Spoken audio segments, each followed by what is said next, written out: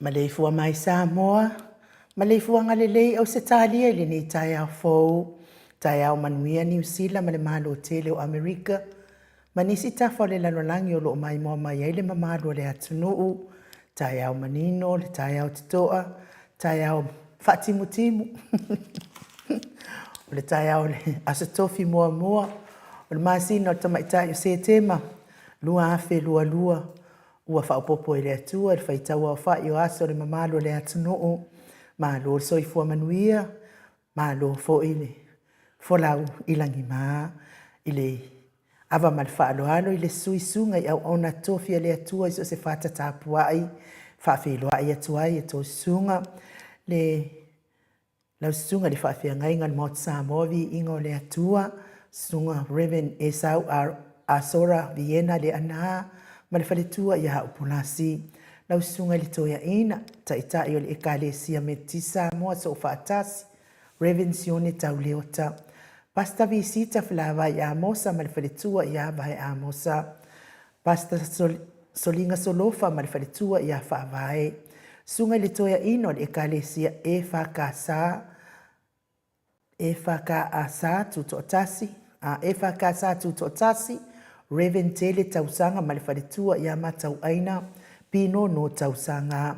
Sunga le whawhia ngainga, Reverend Whaumumu Poleka ma le whaletua i anatia, vai oa Poleka. Sunga le toia ina o le kalesia Samaria ngalelei. Pasta matai amika matai a ma le whaletua i Victoria. Pasta tauloli ma le whaletua i Ailini o le kalesia AOG.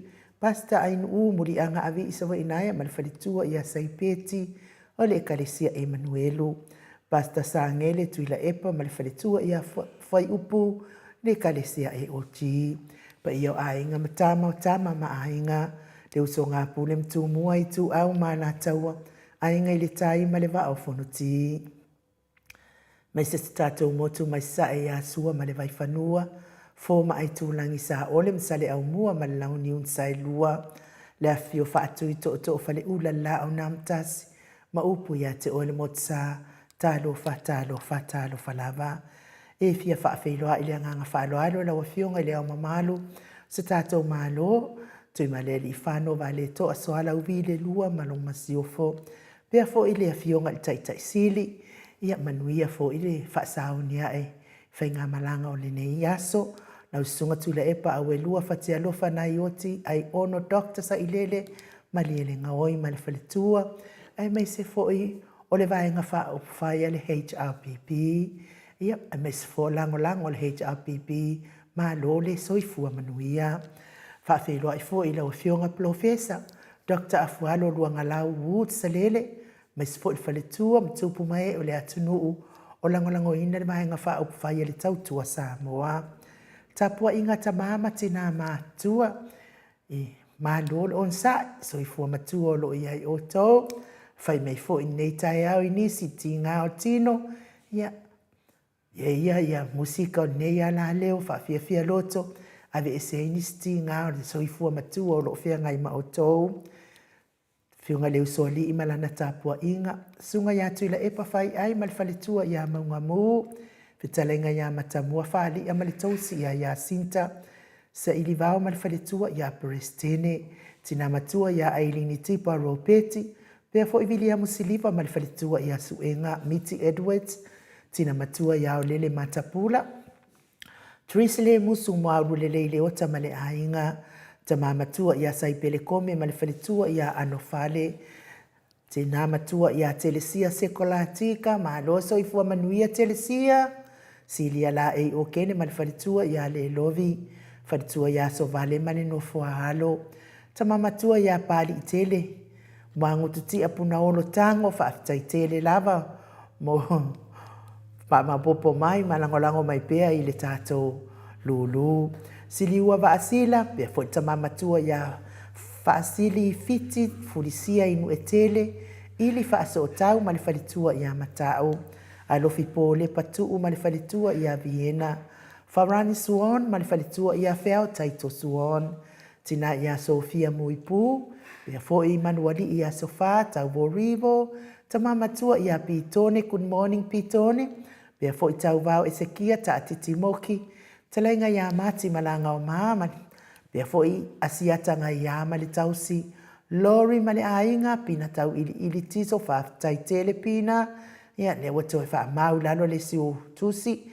Pea fo i tau sini mali faletua ia upu. Fa na ia upo le vavau mali tama mali fale ii. Mali faletua ia fa malua ii. Good morning Maria Agiau. Pea fo i vaito vi Filemoni male ainga. Motu Elia sunga ia fatia lofa po vi fatia lofa. Male faletua ia se yuri fale ula fatia lofa. Sunga ia vui Nicola Wofo male faletua ia Molly. Good morning Molly. Pea fo i fafangu le ala misa Paula Peng. Solomona. Ame se fo i ia pule le alofi. Felice Tautolo. Fata alo fatu le nganga faalo nei tai ao mes fo faltua man no faalo la wafionga la ufili arona faingafa mal faltua man no faalo o lo manu usini mal faltua malama le atinganga mate ai po la fa vela pe fo ile fionga ya lilo fotua manu ia mal faltua ya baby freten tamama tua ya fotione Mikaele mafuta mai manono pe fo tina ya palepa muripola mafuta mai manono sieni se loti ese fionga ya tupuola mesfo ipapa wali i Paulo Yohane malfaltua ya akenese fatini matulino Samoa feo ile uso ya muafiti ufi finau Livingstone awelua pi wiva mafasley pe fo Rebecca se lave ma taitu unga ma Maria S Julia Moli fa tailava le angalele mai fo i fainga malanga sto ina o lo fasauni mai Manusina Bert Joseph pe foi RJS Loretta tunga mala male ainga li mo malo Tanielu Tito mal faltua ya lua Timotito to alima pope mal fionga ya fai ai no pope heni au tanga vai good morning pe foi tuala Maria Playclock si tangata ulungia tina matua ya Silulu Elia good morning Silulu pe foi la fionga ya ngafo pula sa dua tele mos ia male faletua ia Susana tolongata a matafafai Samuelu a Vito male faletua pe foi fai ngafa miskei eneliko lau pepa ni upeleti sa wile se pulona fai ngafa talafuaina lau pepa Isaia Paul peni ma ya neta motunu pe foi le fionga ia fa maoni a kape male faletua ia feangai good morning feangai pe foi lo fiposi a moa pe lua male tausi a Rosita tina matua ia pepe si tia epa pe foi se umaro fereti funga ia fa pe foi Nico ma Florina si a uma Nico fa taitele lango mai pe tato lulu ia le fa mau foi lalo lo pepa pe foi ia ala Krumatunga a fano cheka maluloto matangi ifa pe foi Critel matangi tina ia tiosa fa atonu ni umata uso ya mau salafa manuianga luengo neyaso mau pe foi tawai leati te vita Isaia te sia foi vaa to televiko malfaltua ya sawo viko tawo pepe Josefo Setema malfaltua ya Coleti sangala a Peruseaso malfaltua ya Celestina afa malfaltua ya La Brown masoe misa lolane malfaltua ya Faolioli tina ya Tile Samaka pe foi tina ya toa matai good morning toa pe foi Sunrise Tower fionga ya to sulu nga tau mati malfaltua ya Faaumu Elive fionga ya misala au malfaltua ya Situila fionga ya nanai Faumuinale ana tupfia pe foi ile faltua la le ya monanu sione maunga malfaltua ya Eloisa Samoa Haitang tafinga fui maono malfaltua ia Diane good morning Diane pe foi ia tawa amituana ifesili Lucy amituana ifesili Solomona Sewala malfaltua Lucy pa utalo Sewalunga malfaltua ia Maleifua-Mai Tomasi Josefo good morning pe foi tawe etia taafua sua malfaltua tamamatua ia tapua ile fau malfaltua pe foi loto and Dorothy Johannes Tower tina ia ese tata mala fa taitele mo lau de stala tina pe foi le fionga ia lolo matawama malfaltua ia ngafos fulu pauli Talione Vitale Malfalitua ia Caroline Ross tuile tufunga. Pia foi fau muina po wesi tangi lima Malfalitua ia Tania. Ia e mai se fo ia tina matua le mafuta mai. I Melbourne ia sinao le vaiana good morning sinao le vaiana. Ia whaftai le umaua mai lau tua tusi. Lafo atu ai fo i lau tusi nei tai au e tole foa. Ma le mamalo le atunu e le lo ta ua suafa au lo whaafonga mai. Ile anganga whaaloalo mātou te whaatalo whaatuai a te oto uma. Ma lo le soifua manuia. Ia ile amatanga o nei masina fau. Ia i fo inisi wafe moe le mwhainga malanga. Ia whaatai le atua. A mia nisi. Whaatoi tātou to tele. Tātou te whaia le whina ngalo le atua. Ia au le pese lea mātou te whaatalo whaaloalo atuai nei tai au. Ia te oto uma.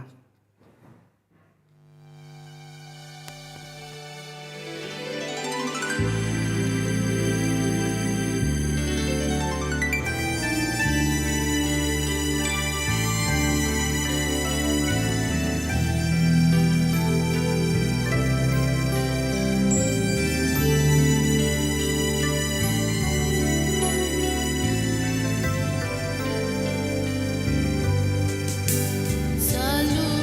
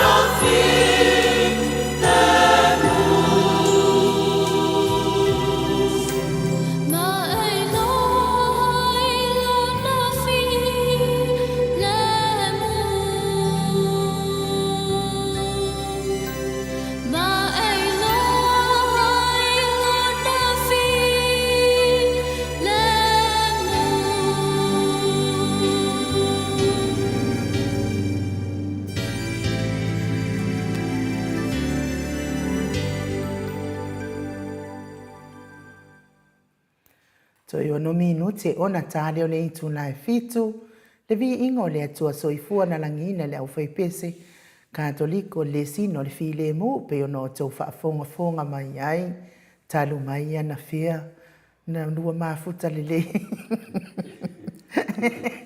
Ai no, le pese le mai le e kalesia Katoliko mai oi malie.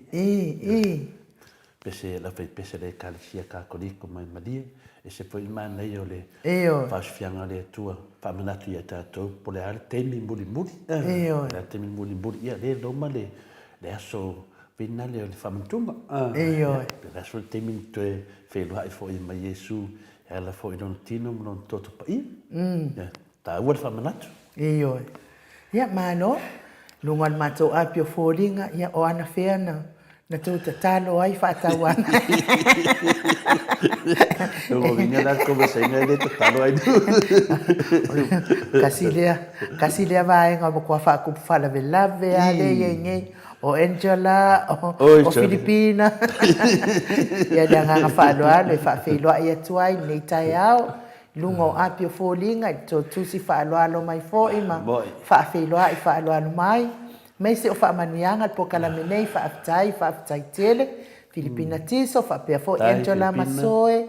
Ia mafuta mai melepone whaafitai o whaamanuianga mo mātou.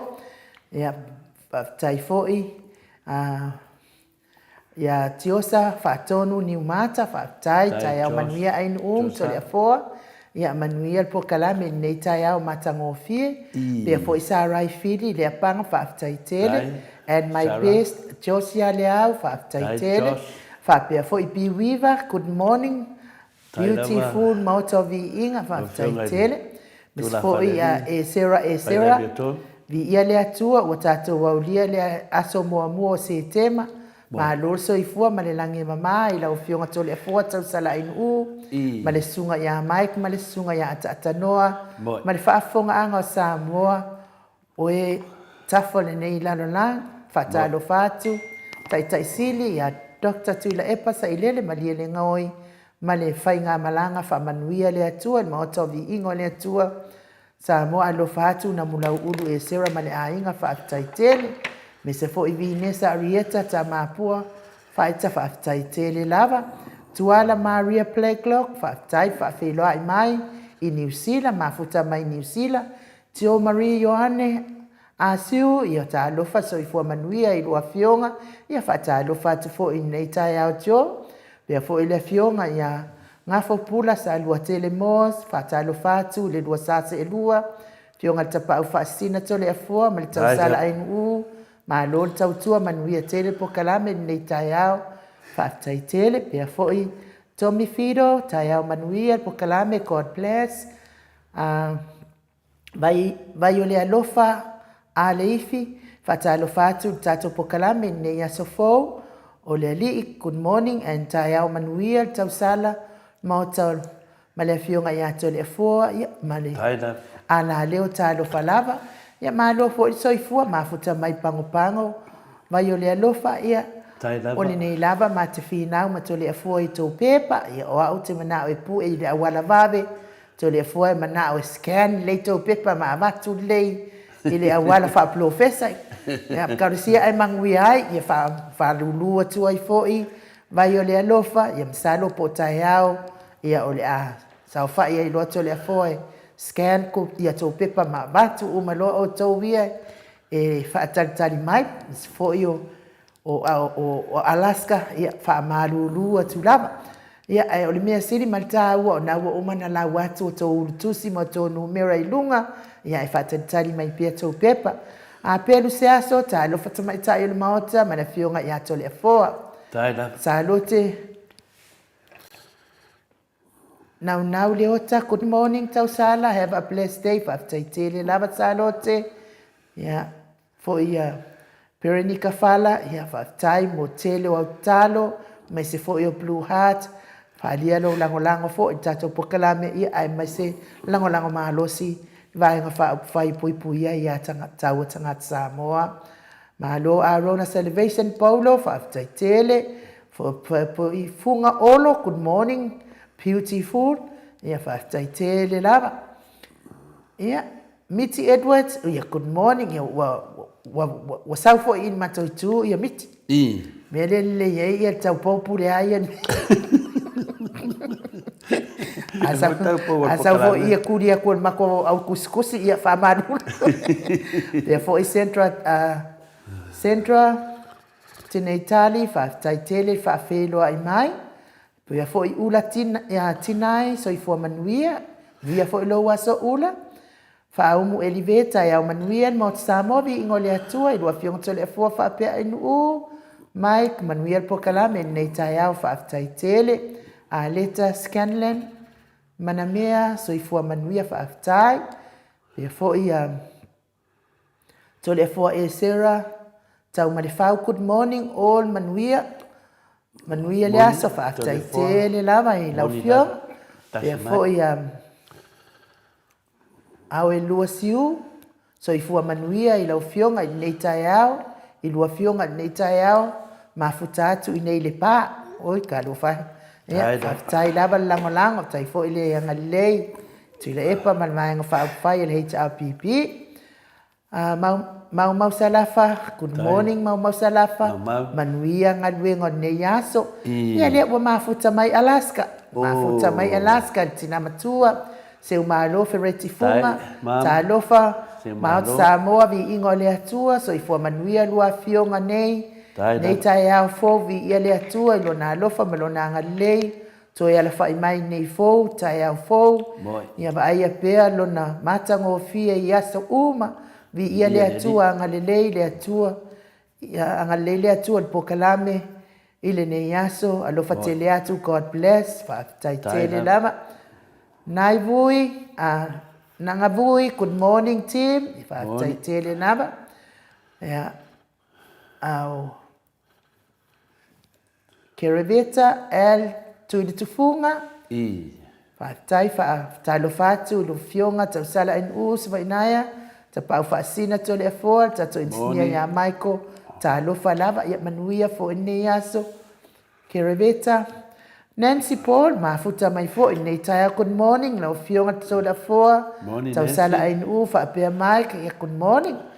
Ia on mato o tustusina umfain fa afiloa ima ine taya o matango fie tole afoa. E seta afa masanga, good morning, mauto vi ingole atua. Manuia po kalame ine taya o fo, ia seta.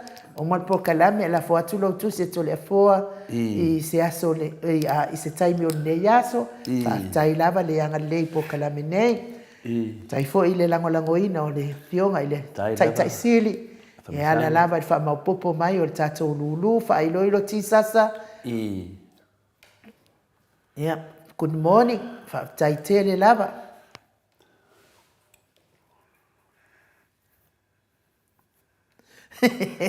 Io kun le fai mai fai lo ia la walu o petesa.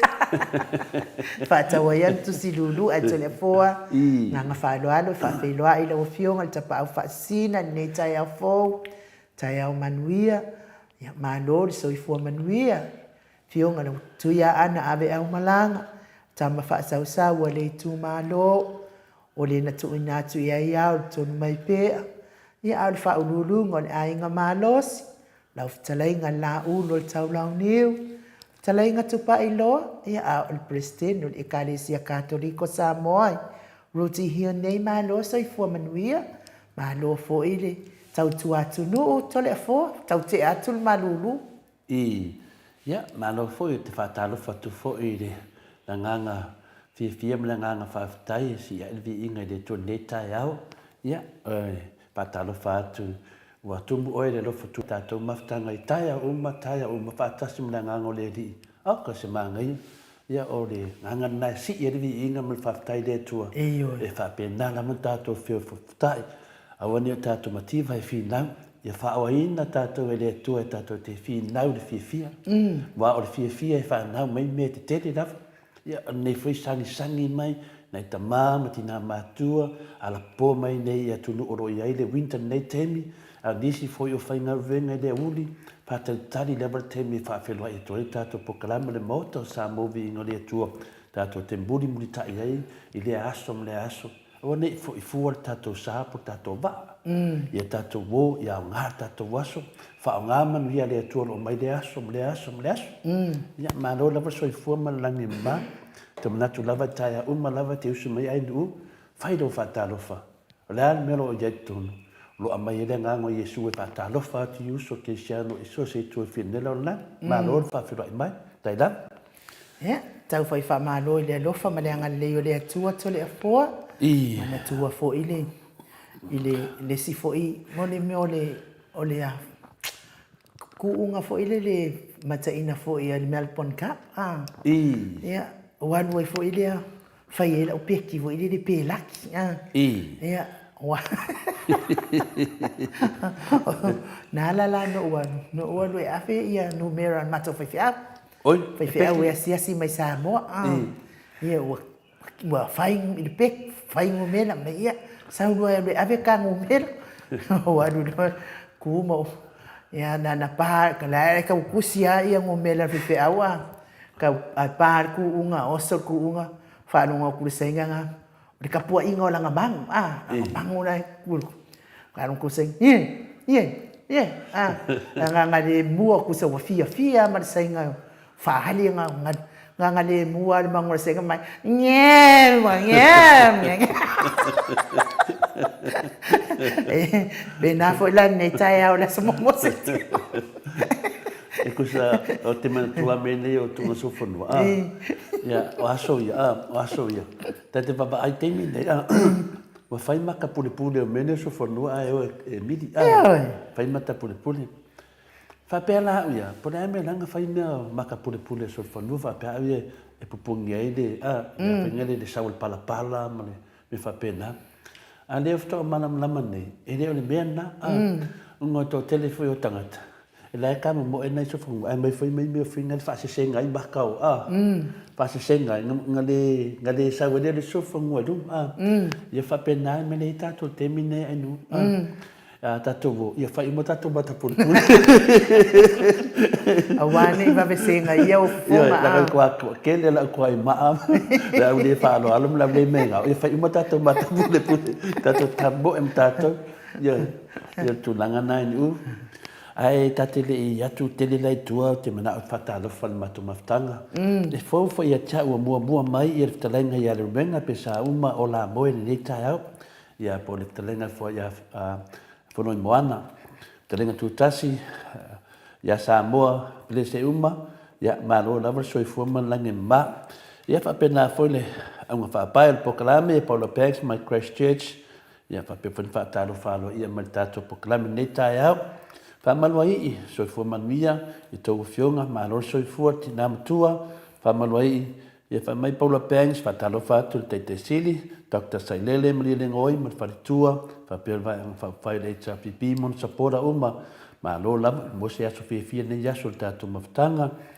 ia man mia foi ma du tai au telefone fa la nganga tato te fa so ai baby freten mai awai ta la fa telefone man mia fa mai le fata oto es fu miliono non fa ipolo foton lo loto le wa poto ai le mutu e fa popoina ai fo i le poto I la mutu manuel la ngoto le fofa taite li lava pa pena foi fa madu hai fa talo fatu il tamai a papa stuin faritua fa talo fatu tapo inga le HPP ya so sei tu e fio le nei la langi fa pe foi nei tamama tina matua pa anga masani ya ma Whapea fwoi tupu ta mali i o lea tunu, whapea tele tina, upulasi mauala, whionga wharetua, manuia lewa tātou pokalame, ia le lua saa se lua, hain tole fua pa anga masani.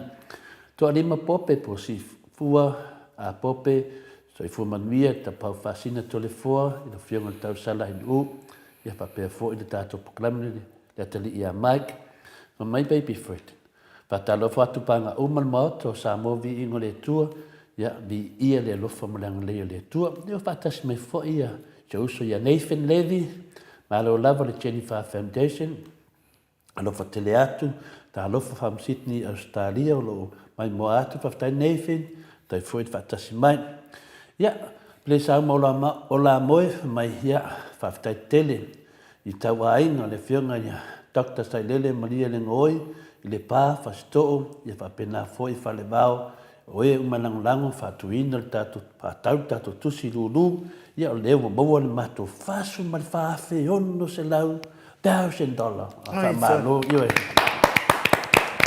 ia aina yesto ina se aina sto ina yo le pa fa pena foi fasto uta ia fa pe foi fa le bao mai umalango inere il lato da vai non mole lato fasu mal fafe ono se la foi fai kaunga finga le fasu family unga kosu mali e vas for maleva miliona ya le tulanga na episai fo o la mia nango mena ber fasu le ko fam ngakwa ya meyer HPP e fasu mal fafe ono se la 1000 fa malo lava lango fa tele lava fono moana plesa uma ola moe plasi mauala fa mai fa tai lava le fionga te sili molo no swa tau ya le puipuinga le tu il fa ngamalanga fa ta lo fa le fionga fa pule mal HPP ya mai se le au lang uma ya fa tai plasi ilo fa pena ai ke plasi ese me tup ya le lava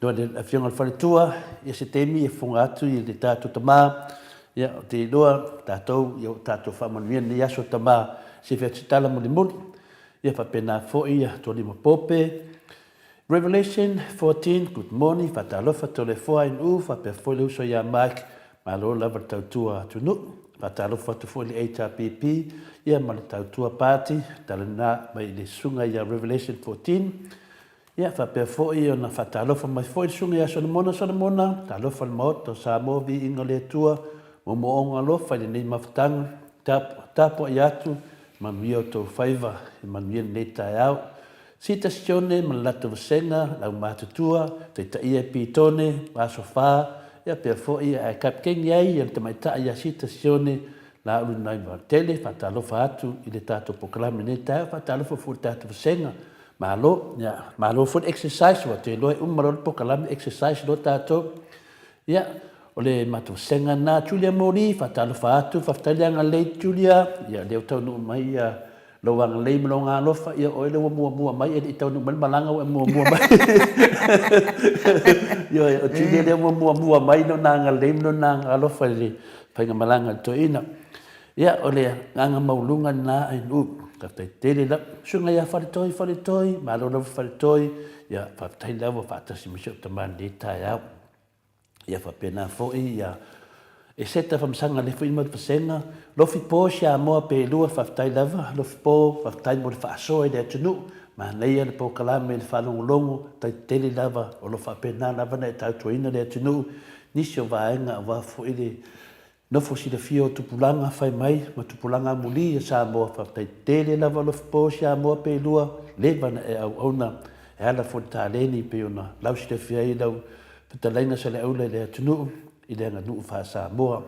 Ia fa pe foi tia seu la wata fa tai tele fa tai ten atasi me foi show. Brother ya ten tai leva ni tai au matangofia tu fina ya telesia foi va tai sia fa tai fa tas mai ni tai au.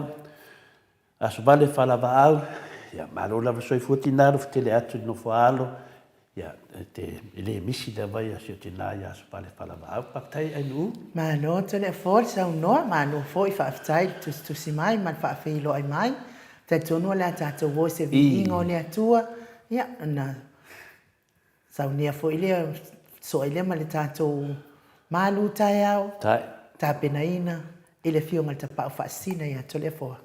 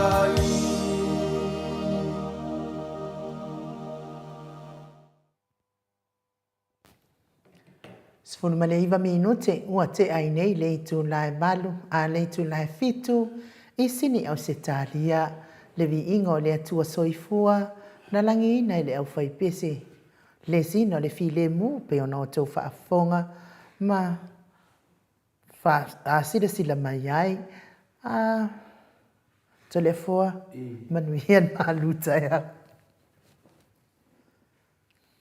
Sai data mo le amanoa e tu ne Whanonga te whoi le vi inga le tua. Ia le vi inga le tua mai le ekaresia o le aupa ia o aso e ngā tai. Pena whai sau te talo le tāua ia le tūlanga le nei pese whamanatu ia i tātou. I le vi inga le tua sa tātou amata e whoi whapea palea le temi muli muli na lua whelua iai ma le tātou li whaola Iesu Keliso.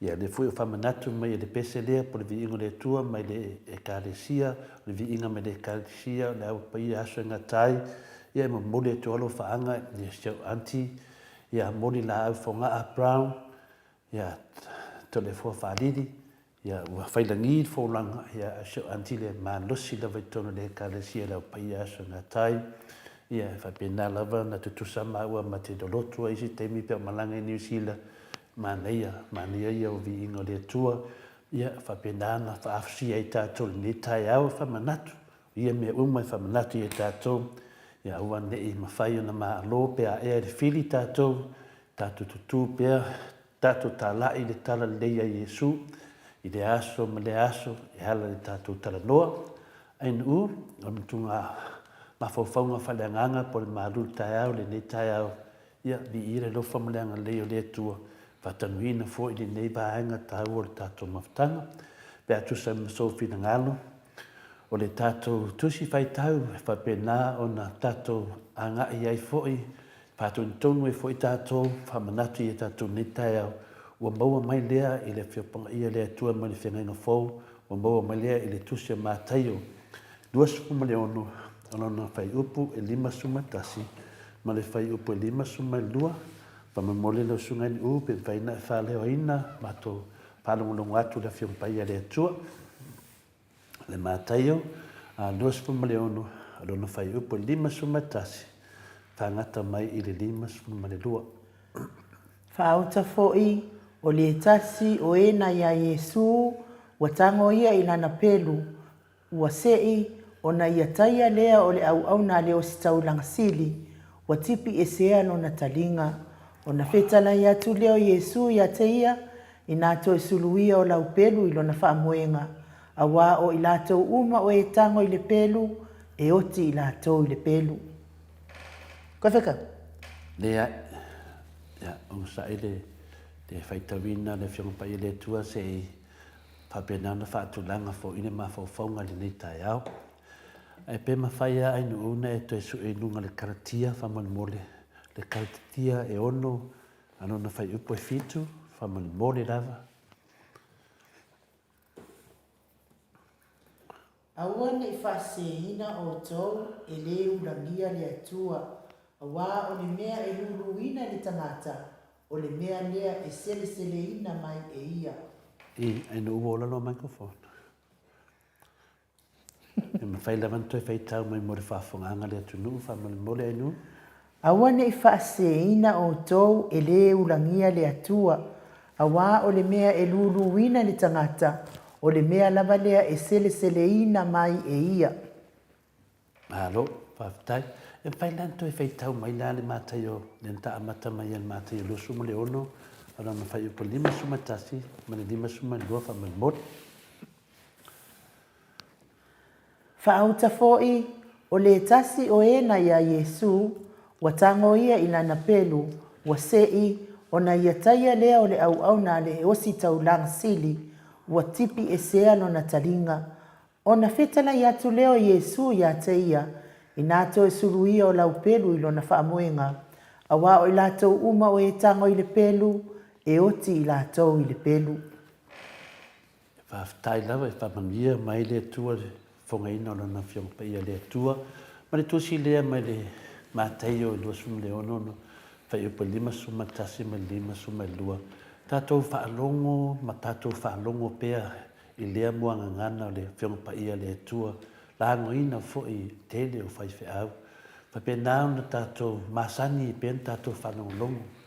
O le tā ua o le vaenga lea, na manatu tātou te whaso le ni tai au, a tātou anga atu e whamanatu le aso pongisā o sio tātou atunu i vaenga whai, o upwhai o tātou mālo.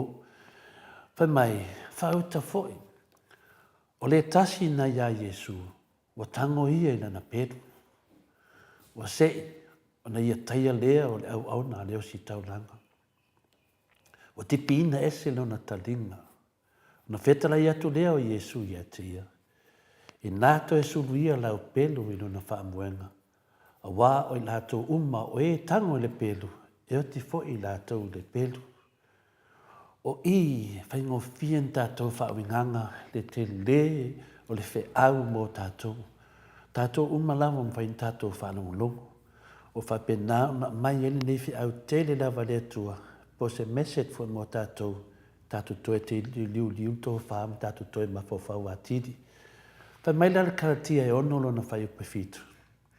Aua ne i whaase se ina o tau, e leuna ngia le ali. Aua ne i whaase se ina o tau, e leuna ngia le ali.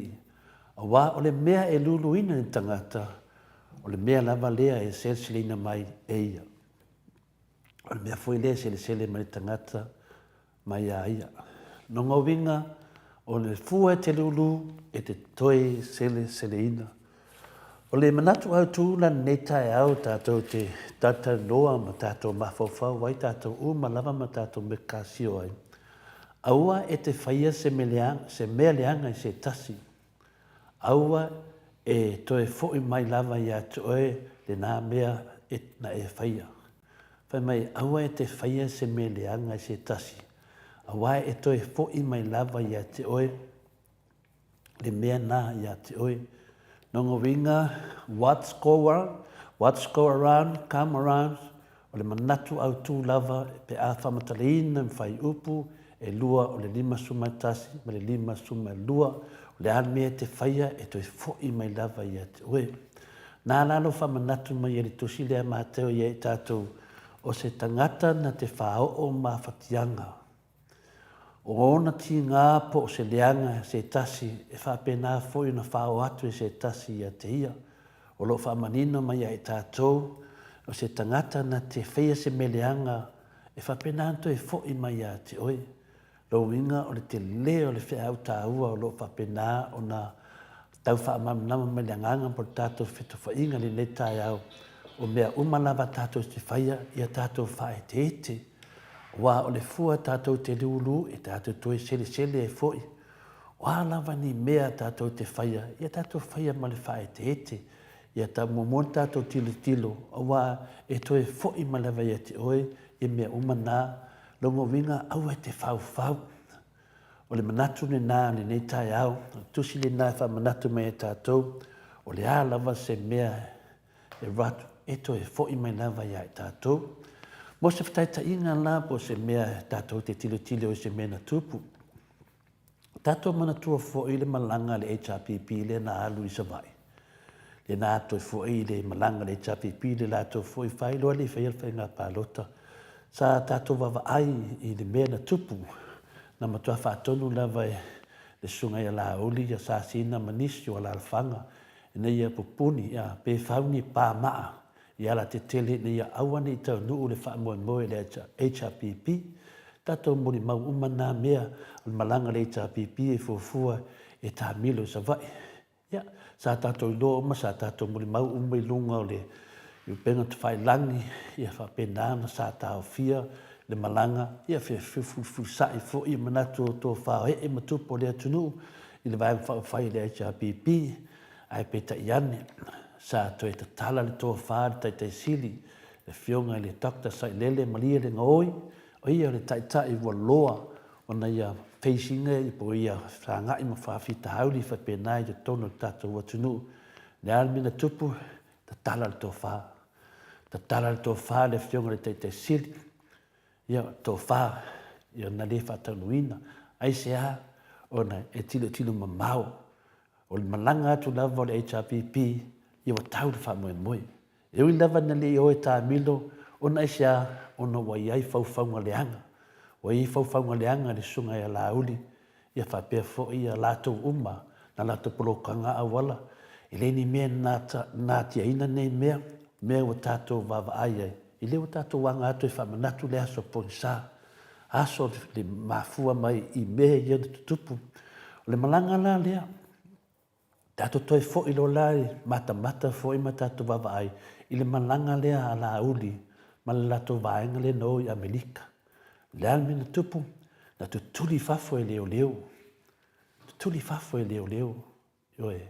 O se luma e le mawai o le malo Samoa.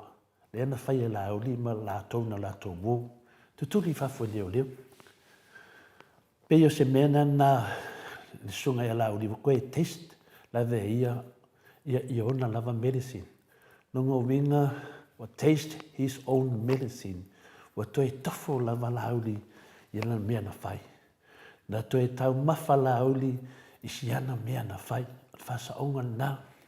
Lea a ini matua le maa lava. Ele leila le HRPP ele i loa le lalo langi. A la uli. Ia tato palongolongo ma fafo. Fafo. Exit. Yoe. Wa tuli fafo. Tuli fafo ma nai fai fi au nei ai. Tupu mai e o lea tunu.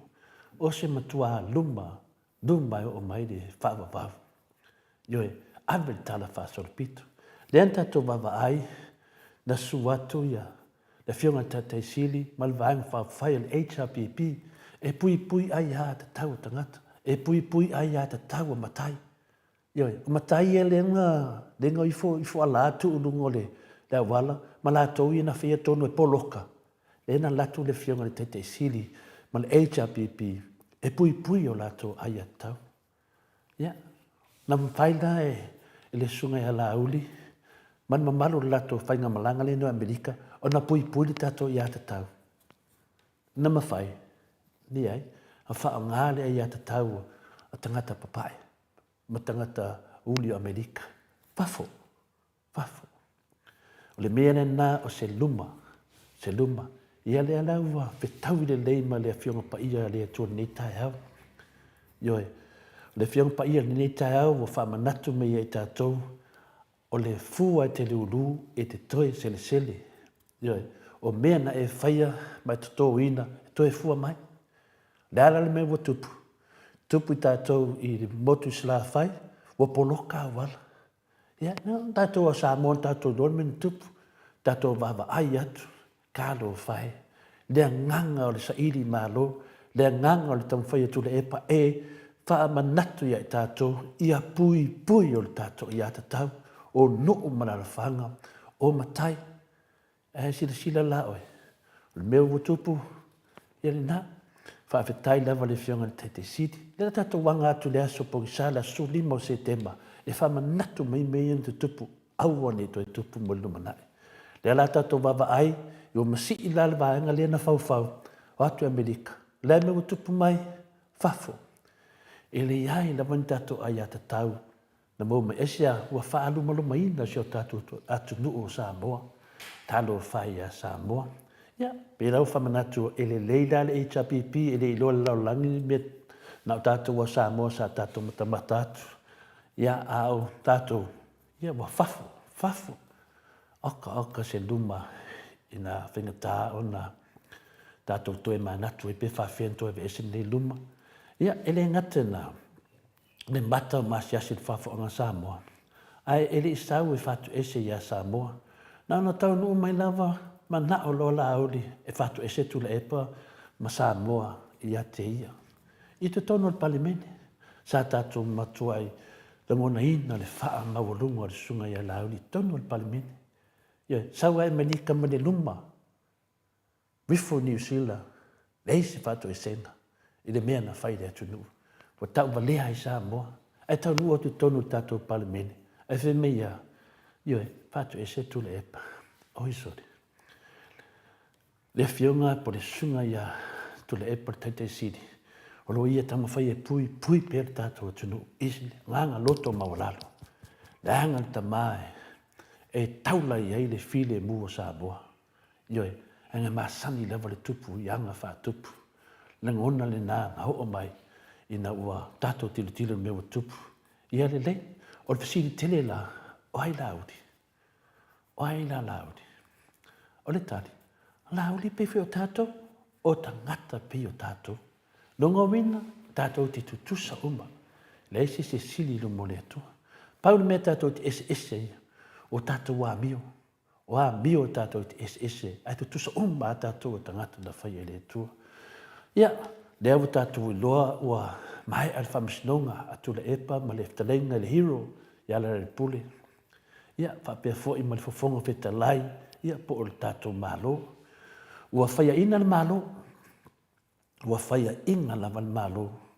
Ioe, o le whai unga na tō laulawina, e sori whaavae to e sori tu la fono le whai unga a le pane mene le na whaia ia tu le epa ma le pule.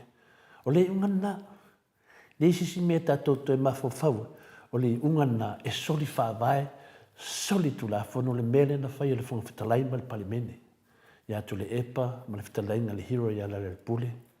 Ai le na o whapea na le palimene atoa, na o whai pule na wale whaas le na ma na o e whaate atu le epa ma le pule. O le au tu e sili na o pito o na le longo le lei, ma le maofa I fo I tātou o le le au wai o le CJ ia whapea na fo I le sui lango lango. Pamsino si nia.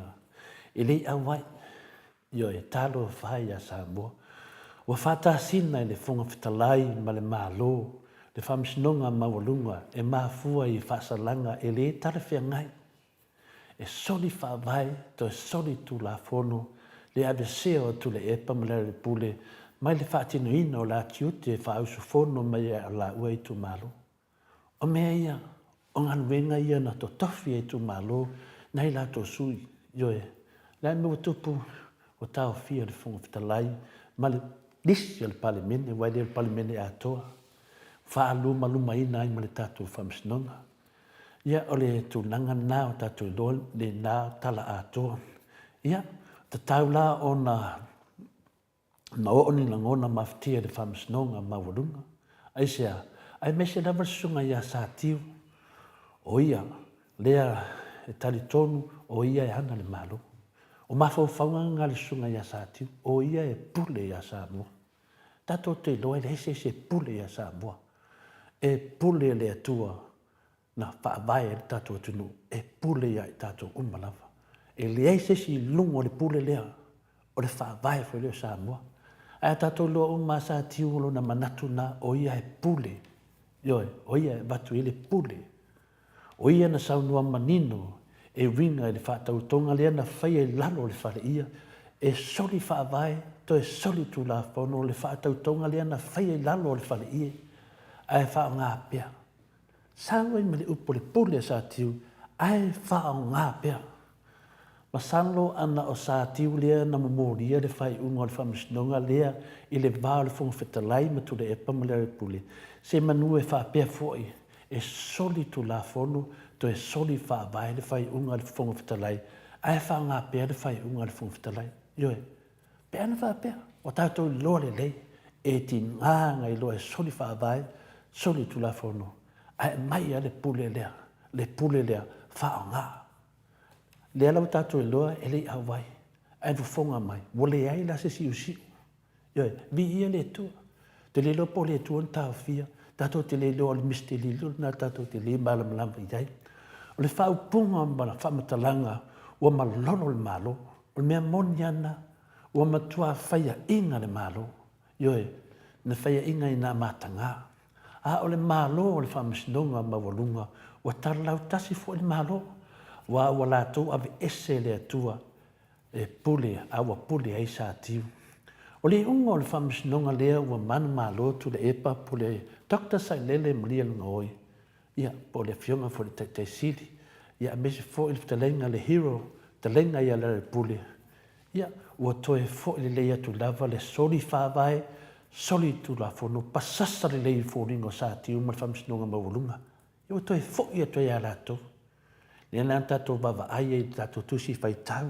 Ili nei tai au lo whamanatu mai le kalatia le tātou whai tauina. Ioe, e leo langia le atua. E le tofo ina e se si le atua. Le whawhonga na nganga pa ia le atua.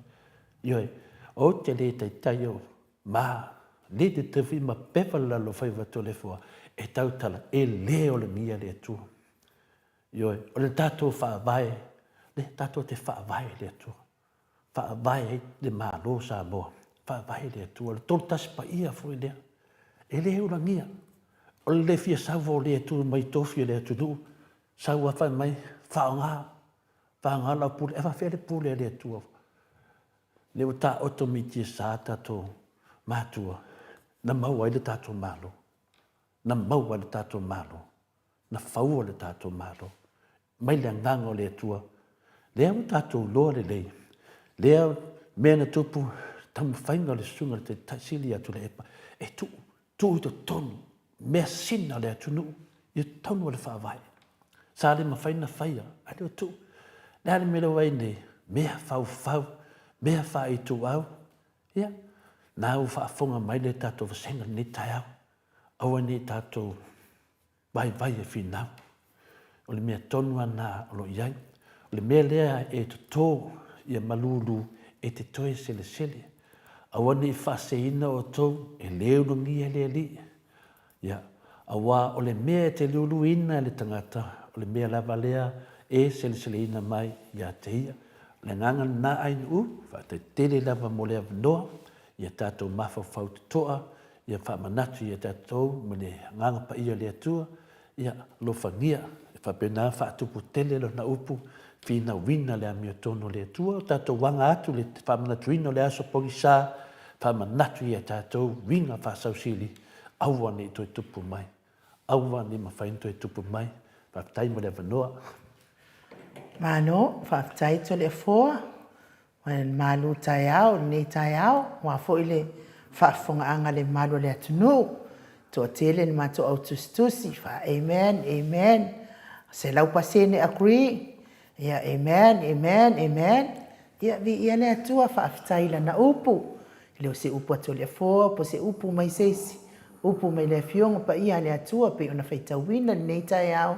ia e au ngā toi whaatepa ia i tātou, i mea na tupu, ma mea ua tupu, ma mea o le ato tupu. E le toi tupu ai ni, le mene ma fo ina tātou tala noa. Ia awa ni toi tupu. Awa ni toi tupu, ia. Ia avi ia le atua, to le foa, whai le leo ai nuu, ma fonga tau moni mori, le maro le atunu, o lo tapu ai, mai se ina tau o lo tusi mai, whaatai e fo ina ngā nuenga whai, sa fo i male whaaleo ina o le whina ngalo le atua i pe ona tuu ina sa o mai ia i le nei tai au fōu ia ai tatonu o le a tātou wos tātou vi inga o le atua ia tala noa i fo i lea ma tātou mta upu ia ma tātou tala fōu mai Samoa.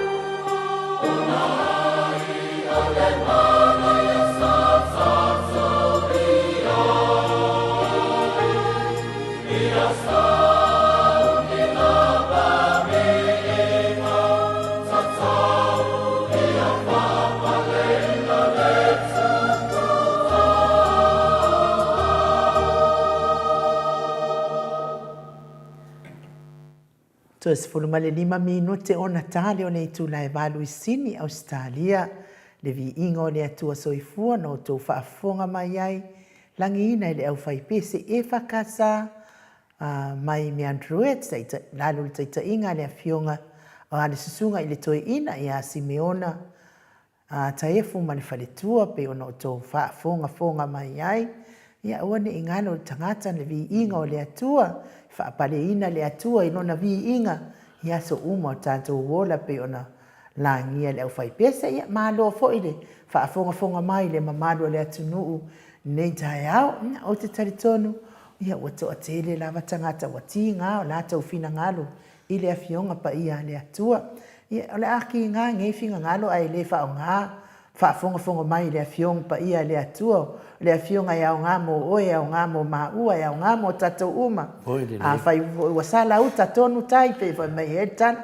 Ia ai, isa o I loa leo o le whaafinge. Ia ua whai le la unga ko inga ua ngano, ua whai le la unga ua ngano. Ia e lele le toloa. Ia koe ngofo, e lele le toloa. O la lava ka unga whai, lava to ina iau mai ai le whai ungore. Ane ngei wa mamasa o tu lava le whaafinge la kuwainga ka ikonga. Ngenga nga whaafaa, e lele le toloa. Ia whai mai lo mal whaafinge. Whaama awia le vai la kuwai. O le mea la leo lo fina ngalo ti ngai na fio ngale atua. Ia whaama awa e ia vai Ia e moli whaatele. O le upulana, whamai le toloa, ma au, upuna whawhawhine. Ia le sau noa mai e tui loa tau olo senga netaya. Whamai, se matua e whaleanga te le tole fua. Le ai, le whamaru loa te ate oe le tamā, tuli loa tui olo senga. E le se whaleanga tole fua, ia ma e tau mena whaupunga matangai lunga le tātou mawhtanga. Le e tau te pete o te mā. E leo se whaleanga o le whamanatu mo tangata Samoa.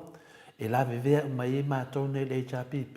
Po mātone o le tautua whinane Samoa Party. Po mātone o le SNTP. Po mātone o le whamumua Samoa. Ia whapea whi tātou le fast. E la vevea o mā tātou le upu. E maai umaitu. Ioe, e tana noa to le fwai lausunga tamā. O tau tamātu o nei. Tai o matangofi au te whapea nā. O le tātou whitu whainga o lo whaia nei. Tātou o tangata le tua. Tātou fo e whamasino le tua. E te le whamasino inga le tautalanga to le fua. O te le whamasino fo o e tamāna ne tai au. E whamasino le tua. Ai sa o lele la fionga pa ia le tua.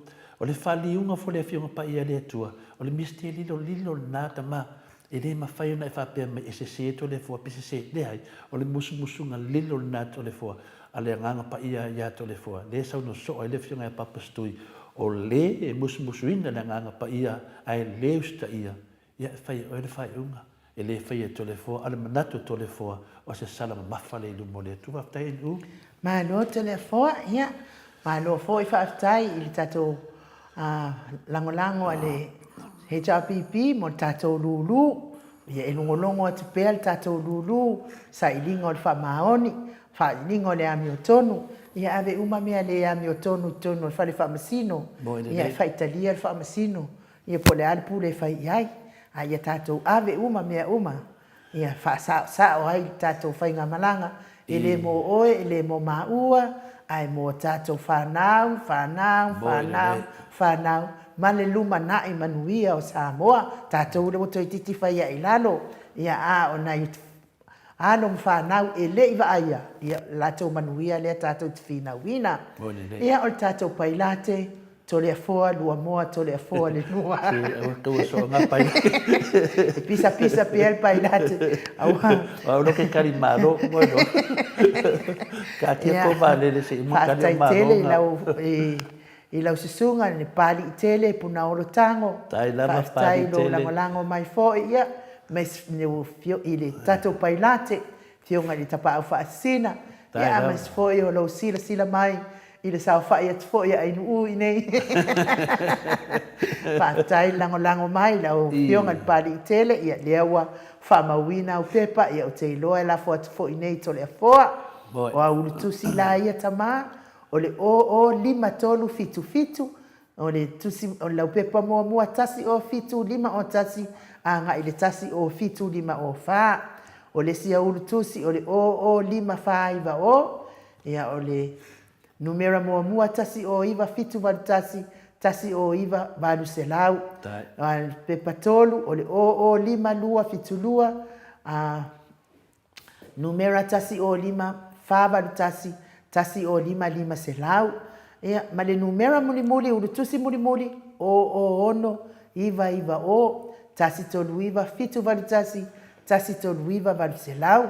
Uma tata pokalame pe wawabe la o tautala whaiona e toi anga i tua toi tusi leilalo au tusi maunu mera whapea foi. Lua selau tala wha aso opuna hant.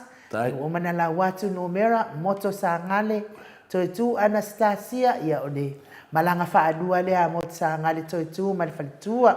Pea foi ia Filipina tiso wha mai Filipina ia tea.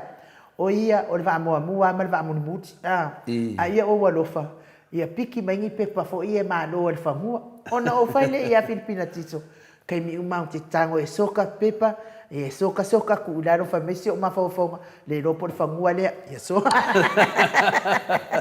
ia malo tato tele lo alava ia po feo me o te fao el malo i nei mautusi uma tato te fai tau o ia kirangia na fai o fika po me ponge ma usanangi den malo afua tuila epa ia na wa uma na la watu tusi na fo wala fo atu lo yo tusi fatai e seta afa masanga mai New Zealand fatai tele lava le wata no mai ia lo le wa uma ona na tala le tupe ia o le foi la le ala fo atu nei tuila epa to le foa ia tusi pe uma tato pokalame o ulu tusi la nei au le taunu watu tusi o le o lima fa valulua numero mua tasi o iva ono lua tasi anga ile tasi o iva ono fa o le sia ulu tusi e seta o lima tolu fitu valu numero mua tasi o fitu lima fa tasi anga ile tasi o fitu lima ono o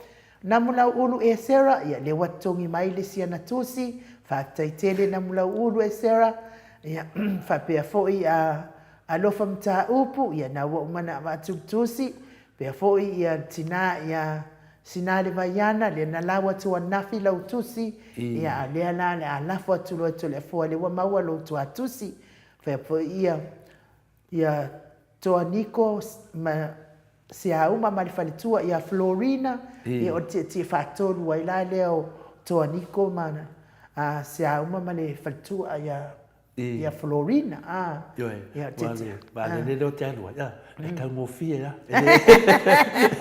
ele silia to ilunga kasi kusi ki e vale le ia ole tusila le tusila o lua Florina ia ole o noiva iva ono ia numera mua tasi to luiva iva o tasi to luiva iva lua o ia numera na mo fio te foi tole a foi la foi tu lo tusi ile nei foi yaso pe ma wale ava noa mai nga luenga o le tato le simele fa mon lava a inu o le pasta pena le tau pasta tau Nico Loli ia o le suafosion falitua o Arietta.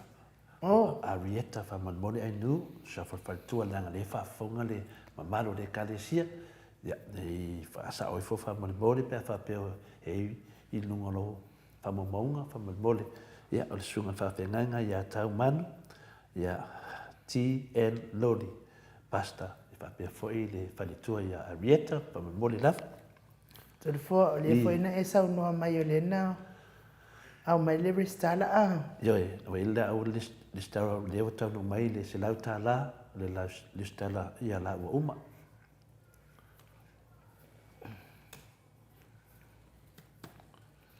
ia tato ristala la nei ia o pasta tau ia na Loli ma le falitua ia Arietta ia e se lau tala fa pe foi ia e se tata mala 5 tala pali tele punaolo tango e se lau tala ia o tato ristala fauna lewa wa maua mai fo neva yaso ai o te tonu ia e se fa poponga se swing o fa poponga no minga pe ia lewa luafe fitu se lau pe asa i toe tilo ia ona toe fonga ina tu fo ilea ile aso taiao taiao a faolitia mai fo ile whainga malanga le fionga ile taita isili sunga ia tule e pa fai ai le sunga ia Dr. Sailele maliele ngaoi ia pia foi ia lana leo lo la fai malanga mai ia ona fai lo tatu pokalami taiao ile fiafi po ta 5 po le fatele fo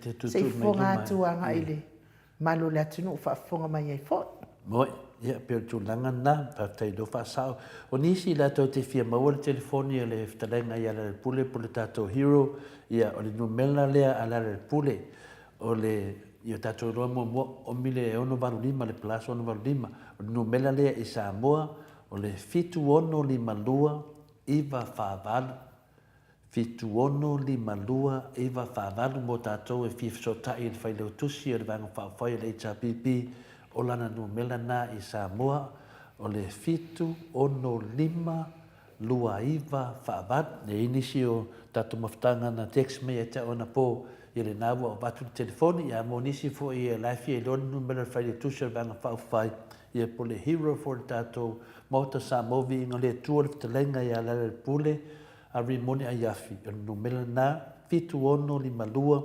iva faavat o taia foi o le atanu mai ai le whainga malanga ia le fionga foi te sili a Dr. Sailele Maria le ngoi ia le nei whainga malanga ia le whainga malanga tisi foi o funtanga matunanga whapena ia o iei foi manatu a Samoa o tato maota Samoa vi inga le tua tato nei sini a se talia e se lau lei foi lea te tau tanga ina ai le fionga te sili sina tato maftanga lai titi tato mafuta ma tato sangai tele tatou vavaai ma tatou tatano atu i lungo televise nei le fia hafe o maila ia o le lao leiman masele lea ua mai foi i le agaga o le atua ia manaia foi tapasagai o tatou uso ma tufafine tamā ma tinā matua e mese foi tatou pokalame e loo i Hawaii Alaska Siamani po fea lava Filipino o mo mai ai tatou tatanoa ia ua maua le vanua nei sini ia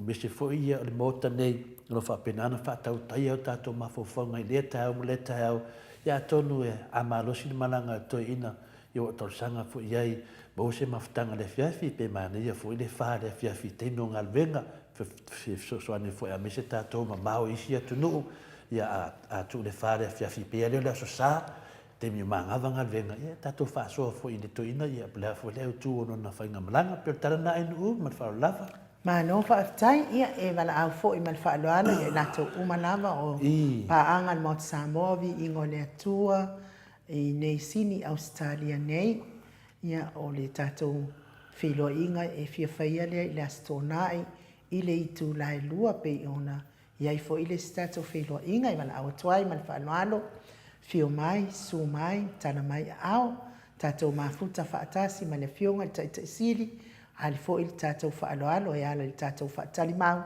ia aor Iai nei ia tātou, taunu mai tai au, ia ona mafuta mai lea nei, ia ai fo ia se tasi a fio mai tai au, po le tau le afa tasi, ia po le spun mai tasi, tātou fai tifa tasi i nei, ia le eise me tau fia ai, ai wala au mai le tuatusi, ia ona tuatu leo le tuatusi tātou te mafuta i nei le aso atai au, fasisilanga na i le ava mal whaaloalo i le mamalu o Samoa o e olo alala mpapa au i nei sini Australia o e lango ina le maenga whaia le HRPP ia i ona tupu ma ona tamali ia o talitonu wale a tātou o i se vi inga o le atua ia ona so i fo i lea ma tātou talafou mai Samoa.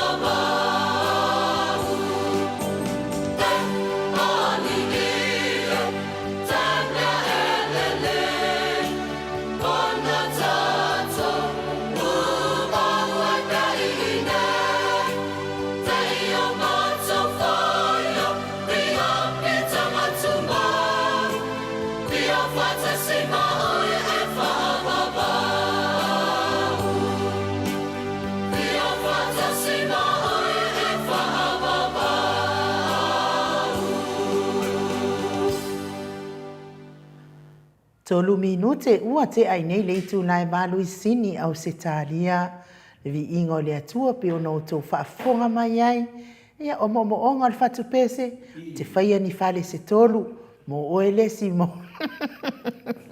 ia tarusia fo i whape nā tātou mo onga whaia ni whale apitanga se tolu ia awale so le atua soifua ia e api lo finangalo i le aso ma le aso ona ave ese ai lele o roto e le ma lo roto le anga so le fale o mose lesi au e dia lesi ya tato di paolo ato ai atoanga ma wa lo fale na tolu e urufia o ile anga pa ia tastol pa ia e ke le ko e loko le anga e te leto e pala wari fo e la mena tupu fale na e dua fale na pa pio fale na le so mai ni suina pile sui mal fale pa ya le no le na le ai to fa manatu atu tato lulu le mamano se tato watunu le sa o le tato va le muli na tato va le muli le sa e fakilia e se to tato markelo le mes ia tatou whaatalitali tatou pepa po whea me laki. Tan wai leo mafuta mai le ata noa le te sai lunga le tatou ana ata ia i le anganga whaaloalo e whaafeiloa i nei tai au ma lo lava le soifua manuia ia ma lo fo i le folau nei iaso mua le tamaitai o se tema o tatou waulia ia ma lo tautu atu no ata noa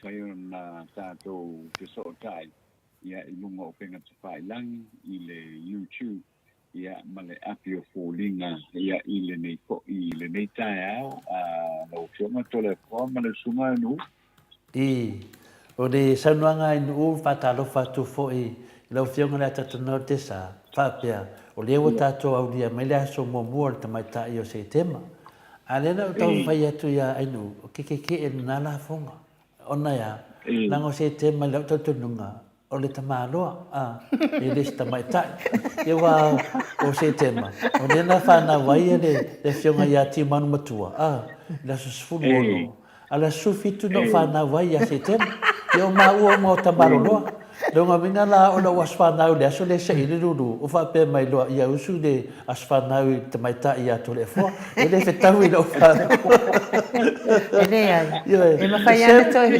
se le manu tanga ina e ma fai ana to si ia la to fa fonga mai Samoa ta to usu fa ta si mai I pese fa fine to lua o to le form ti man e ala e moria la o mina ia per tu nanga na ia langa ta wa ia o se tema o le masino tangata mafofau tu mu mafofau ia le la mate ia ma le sunga ia ti mal matua ia le tu mu mafofau ia le moria ia finale ia tu lang fa pena le la to fe tu fai maria mai langa ele titi masina dei masina ni o se tema se masina ele se te mai taila ia atona te mai tai fu isi ia o lo fai atua I o masina ori ia pe tu langa le fu ia fu mal fara stay masina vai le fara stay o masina mo tama nanga tau sa le fa le tangata fina ni ma maftanga o fesilia atatanoa ia na mantu langa o iai o tu sa o le la tu sipa ia po maruru po vivela ia ma me foi le grita o tu la fo pe na si fo le sula te o lo le na tem ia o lo iai tu o na ia le ia le la ma me ma tango fie la ile amatanga le tai o me ia le foi ua le ao le langi wa fa pe ona puni tie le la ai le o ia na se ao timu ho le ona to luin timu je timu le so e na la le tau le o lo ia la timu ia fa pe na le ona su ma lo sila ia o le tulanga le na le o lo ia po ia Samoa ele tem nem se lo foi ele tu sai o le tu sifo o le tu matu ma le tu sote o le vai na le matu te ia ele o tele le ao le ao lo ia ele langi le tem le nei ele o ia se ao tim ia le la matu te mala le ia o tu inga so fa pene ia sabe ni ai na le ia le apo ia le ao le o no mau mai ni tim ia ai o le temine na o le tulanga na lo ia le sau sa mo temine nei ia ele o ia se tim mo le o lo fu mo temine nei ia wai o lo pa pe na la e mo ni la fo lo pu ti le lai lisiten ia e o so mai fo le lai lisiten ia pa pe na la le na manuia foi ia leia so I le tātou tunu no le ta wale mta o kule to le po ia tiuma ia le sa kai leia le fai uma po ile ale famsinonga fai tumalo ia o le soiva o le masina le ia le o le fai e o fai uma famsinonga le ta kule no wa mai po ina I finonga ia sa alo tu ho ia le tu te e male tu tan I sei no mai ta o quan nei o le tulafon ia alena o fei le fai mal fams no mala soiva ia o le masina nei ia o la fa pena lona ai o se fai mal fams no ngal ta pule nei ia to la fo no le o ta o no ko sto ingo o tu man tu le meta ia tu langa na ia sinifia ma faftai ia lewa fonga le maru le tunu e ta po ia faiva le fiona ti man mutua ia me se fo ia i le pokalame foi o toe whaalolo Samoa, i le nao tō whaafonga mai, o le asoiva, i le watu mai ai, ia tātou te talo tūru mo le atua, o le whamisinunga mea tonu, i alo whapenāna, i ai pēr le sila whanga ati o le atua, ia i lātou, ia tātou tauru, ia sause i unga, ia si unga foi e wafo tapua inga nai whanau, no fuatu foi ia alo ma whanau le whionga ati mo matua, ma whaitua, ia po le whionga foi a muangutia, po le whionga foi a le malu, pe tātou si le fia, mai loani le tamari, ia tātou tatalo, le ngata tātou tapua inga, ta mama tina, me se tātou, o le mawhtanga tatalo, le tātou mahoto Samovi inga le tua, ia, le sa tātou talo sia foi whaiva au alo, ia le whionga le te taisili atu le epa, ia whapewhawhtalenga ia le pule, ia lewa, tauru sautali, ia ua matua i whaia inga le malo, ia tātou whakatali foi mo le whionga ia ti maru matua, ia whapenana manatua i tātou tausanga o le mea meo tonu, wa le mea moni ia ma le whinale whawhaonga le atunu, o le launga tiu maru, o le upo le atua, whaila o le a whapena o na finale o na ave whapea le upo le atua i whaliwhamasino. Talo whai a Samoa. Lewa tatu waba ai mea na whau, ia, e tala nei, ia, o le upo le atua. Io e sa le masani ena ave o e whamisinonga pe e tau tala le whiong pa ia le atua. Ia o se temi mua nei, ia wa ave se tanga te whai se tofi le e fulfulaina le whiong pa ia le atua. E mo lia, launa o loa e le whaiwhanga pālota, le te leo whaiwhi au sa matua i langona ia le lato lemi ngāo i lungo le ea. Io lato la aunga sa whaina i le whionga le te sile tu le epa. Leo te mana tua le lei ia, lei fo i ei tato video uma. Whamamawina i niso lau whaingonga te tofi le atua. Io lato la aunga le whaalo alo ma le lemi ngāo. A samsoa pata lafo i lunga. I le teimi o le vela o le campaign i mea neo whanua. Ia tono fui o le popole o nai whaiwhi au. I whanua le atunu ne i o ia whanua le atunu. Ia le leo manino ne le mata le vai. Ia a whaila o se tūlanga na ia ti mana matua. Ia e te taulan toi au me ala unga whaiwhi au na mai e. Io e, o le mana o mia tupe le atunu temi nei o lewa matua a onge le atunu o le se tupe. Ia o me ala unga ngape a whapeo tūlanga na whai. Hao mai O a whaiwhi au na tua na temi. Hao me ase leni na e whaasala mai e when malo. Wa petulanga na a whapea wa leise tupe tato maro. Na whai mai sao leo leise tupe. A lor fia mana o fui tupe ti maru. Ia mela na e le whetau i le whawhonga anga le maru le tunu. Whai mea sao ma mea mea tonu per tala tuna a te tanoa. Ia o se teimi te vili atuai le whionga e ti manu matua moli atolo whaanga. Paanga uma lava ia orsiona pokalame toi whaalola Samoa ka Maleifua. Ia mese fuere moto Samoa vi ingo le tua.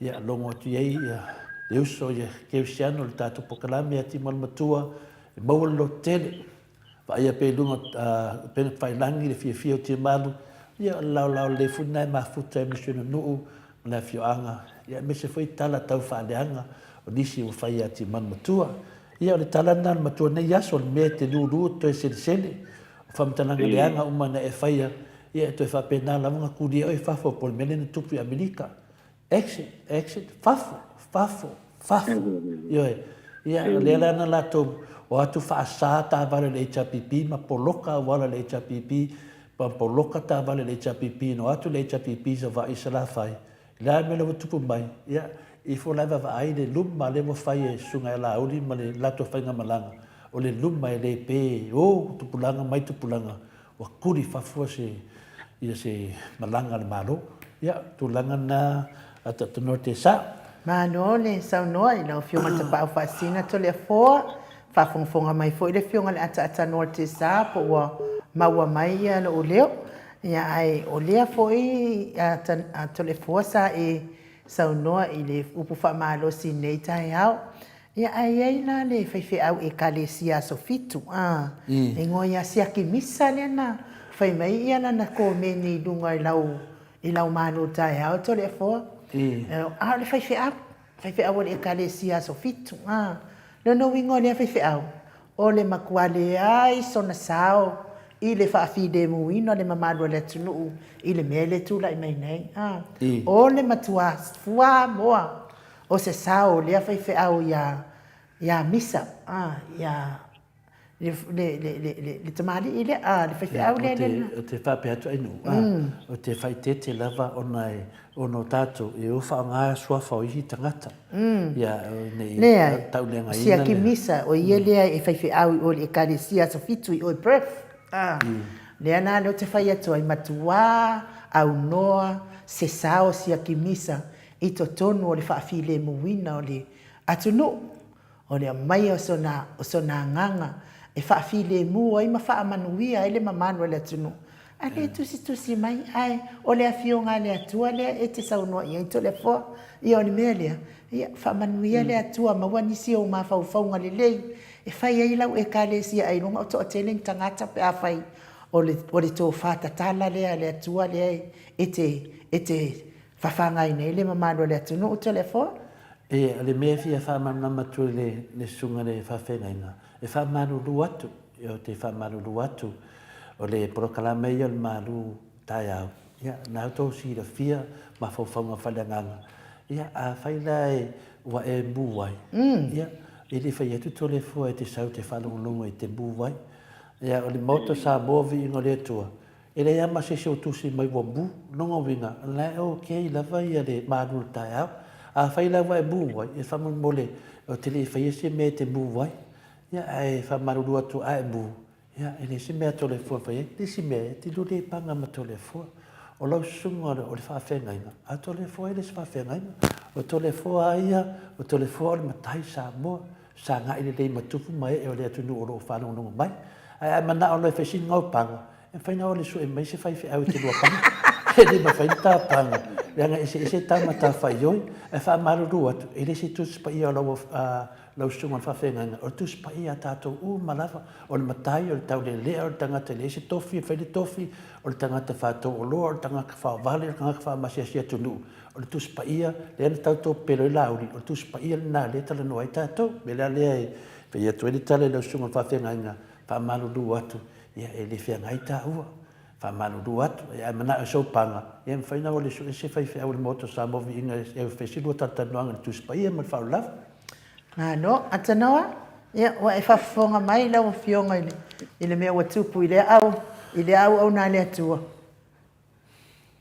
ia e whawhia e nuumuto le fua ia wai paenga tonu ala le nā le masani o na whai mai aua ne i tu whaatasia ia mea whaale langi ma mea whaale nano langi aua le tu whaatasia ia tūlanga nā e lua wa ona fasilingia i lola i o loto pinga whaale whaite e fisona walanga ele te tau mutu whaatasia mea i e lua awa tūlanga lagua le nā leu tātou malama ma i le soipuanga le o i ni whaida i tau i soipua tā lopa i le whinanga lo le atua e puka lea i fua lagua i manatu whapēnei le lawa e sauno i tole fua i le tae au le me le lango le tuspa ia a le atua mo lana whanau ai le mawhaia o na whina o mai i se si voi le whapea o sa o ia i le whauinga i nole o le apo i o le tuspa ia ai se uma tātou whapea na po tātou ia mo i lātou e le pēr melna le e tau whai atua i nei la le na e sa no nei ato le fo i le whai o le launga tiuman whai o le launga tiuman le tuspa ia o wa o i o le whai launga o le tala le lei ale kale sia me to tisi ia le wa mori ai wa tanga ina i mutu tilo i le matau tio me fa pene i matau tio me fa pene foi le o tau a mai ia tūlanga fa pene e tau fa se le me le fai ta e tau mo fai atu le la pe o le tau mo fai atu se upu ia mo tuspa ia ale na e fa pe ai no fai ti e mo le ato le foi le vanga le na e tau e fai stan be le tau wa i ole ai tau wa ia to le mo fai se pe mai fa pe na so na mana awai fa manu no to le se mana tu voi le e tau whaaleanga I se whaiwhiau. Ai oso mai ngoi teimi whapene, mamata upu whapene. Ia, ele ia lai se si awana e me uku sa olore whamkala. Tu sa olore whamkala. Ia, te o mena tola fo ia, manoa huide. Manoa huide no sa ia, me se fo ilo sunga luna olo. E ngā whamai malewaenga le nā whaikionga mo I tātou. Mo I tātou ma le tātou por kalame. O a mea mei, e mawai a o onga. O le au whanongo longa. Mawai a o onga le au whanongo longa. I mea e re te tau, ma mea e te tau. Ia ona tala no ye. Ai ia lau opinion, fo ile le wana o oe fo ile. Ia nei, kakano aina ia fo I to ino to au lotu po la fusa la pro fa pro ia le fa pe le so ia sa lo ino ia wala ne ia foi ile la tele le tu vai se mata to fa una ina ora tu spa ia tu langa fa pe na hoi de tu so o la ru fia fa tu sunga fa fe nga le o te fia lu ina o te fia fa ia e finale ia ai te musu langa le o as fai au te tu mai la lu I langa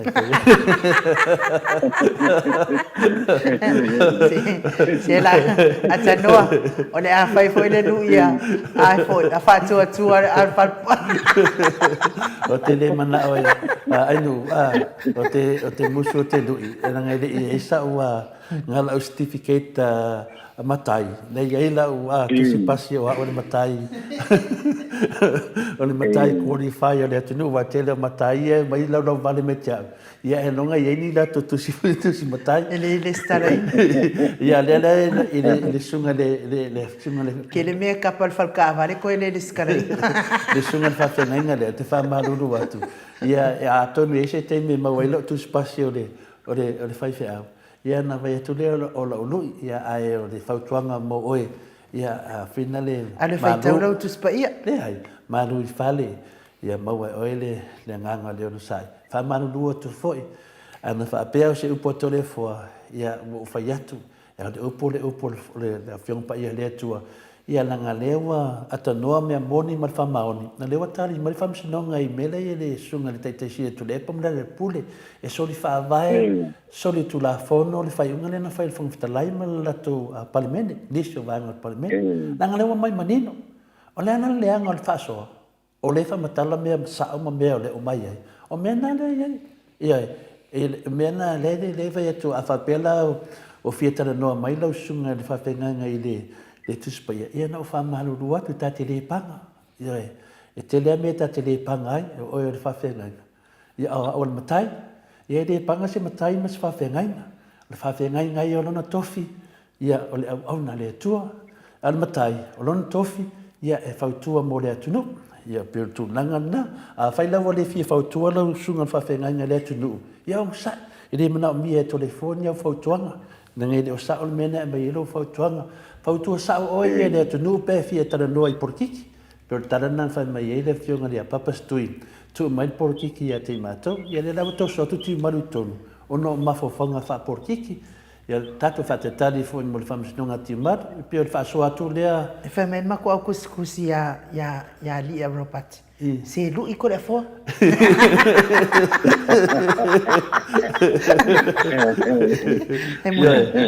Ia o le lu ida e fai na se poke akam. Ado se pe fai se poke akam ia o nala pio le lu. E ngala fai fai awe se poke. Ia vai. Ia ado na se pe te mawainga pe fai se poke akam pe dia. E fai mai ia mata fa mo e tau loa selam to le fo e fa pusa me fai pele ia la mai tau no mai papastui la mai se fai pele no ile ia malo atano ia po felo fina ngano ia ai me mai tato tala no ai fo ile manule ma wal minuti e so telefone pe se me mana ia le nga ya tano ale la o so telefone e se me te na atano le tato minuti Se fuleto. Na pawale mele lo fisile kwa la ukele ima wa kule amatanga le masao. Ya I know. O aile o fene kale sia le sa wele fai se au le tatu tala noa ya ngangi. O le fai au e sa umeli e kale sia sofitu. Au le fai mai ia na isi tangata o le sofitu so fatasi. Ia ai e no for like birth o birth ia ai o fa Samoa ina la birth se tasi fo io o se tasi fo io au na le atua me tisi wa fai langi fo lango i le tau fatu ina fo le kalesia me tisi o pefu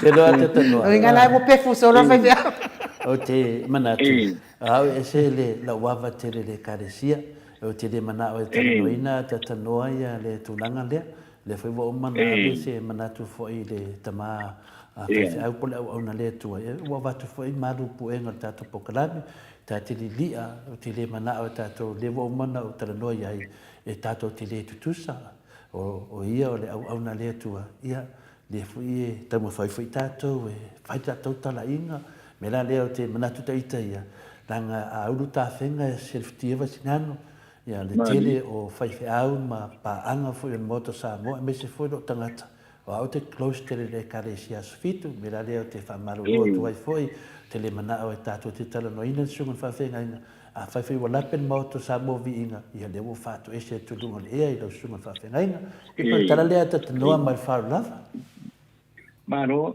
na va fa feito le foi le va ne me e ke le apu nai nga no ni nai manatu ho le na me fia tu ina wa ia e le fai ala tali po le apu le fa tu na to le po ile va nga le va pa ane o le manatu ho le apu si le fia mala le ta o na tu fa tu si me yo por kiki pe mix fa tasi ia ma pu fai ele mixing mo ia politics ma foi male ngale tua ia o e vai ter ko essa ngatale le fo man sa no foi nis le ai e o fa social tala le ma politik ia ai lo tale tel to no laina le anga pa wa lo kama fo fa to le po sa lo foi ngale tua ta wale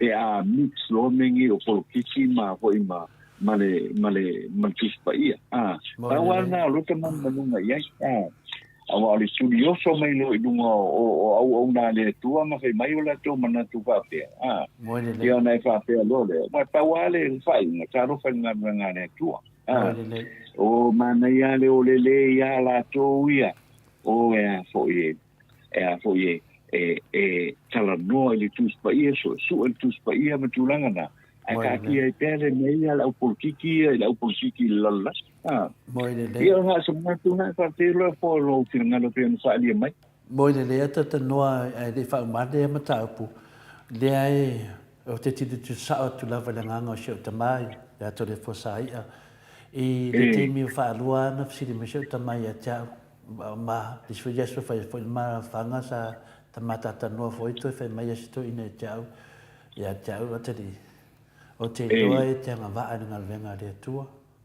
o te loa o le tangata e te moale ya sa fa luanta no mai se te mai tau ile ma mafa ya tau pi o te hadu ya so mo ma fo pe e sa te ina lava e yan manatu o te le te ina se me mana wa ia e no te ina lai numar condition o tu me la son nei na o la o mana mani o te mana o vi ingo le tu o te mana o ia o te ngalue fa pese lotu e fai vi ingo le tu o mena sa na o le titi ia pa ta se foi mga venga fa le ami ai mesala meio pese lotu le avo tau no mai ya le o te ngalue o mal temina ia finala tano o ngalue mo vi ingo le tu o mena na lua na te enai mua lava o te le mana o te alu vinele se mea fosia o sesi o te mana o le mea lau te nau ia o na o te loa le fasino manga na le tua e iai ato finga le tua o mea taito tasi o le mea na tolua a tatanoa o te le mana o e pule e se hao sesi te le mana o e pule me sesi i hao le ana o ni leso nei vai le tāua te le nā e sa loto a tole fua e ta mea e ngaka i lon tau tala wai le se fai fi au e fasa tole fua fina le a e na fa pene la lote fai fi au fa mun mole ata ndo a fa pene la lote fai fi au fa pene o ka mai fa fe ko inga au ngi ko la unga media pe o ka mai o le fai fi au lunga ki au sa ngi ko ka ukala media yo al termine e pular kamal no makua ya ata no a o tamal no matua ia fa matala le fionga pa ia le tua e pule lava ia pe o mena e toru fina le te mafau ia o te kale ni e ngal venga le tua ata no o me uma te faia o te kale ni o te dosi tasi no tale ni me le tua ai ele me no mana e ele me si dia tu le fai fa e si dia tu le inga le tua ya perna ia wa no fai fa ni al vi ingo le tua so se mea te alu fa po kala me vi ingo le tua alu ka fa vi ingo le tua ka alu la ka pi vi ingo le tua ia le fai fa ia no to no fa sa ia mas ia sina ia alu vi ingo le tua alu ko po kiki vi ingo le tua alu vi ingo le tua lungo po kala me vi ingo le tua ia o me mana le ana o le mena le no na vai ia o le na va tate la fa le me finale nu foro talira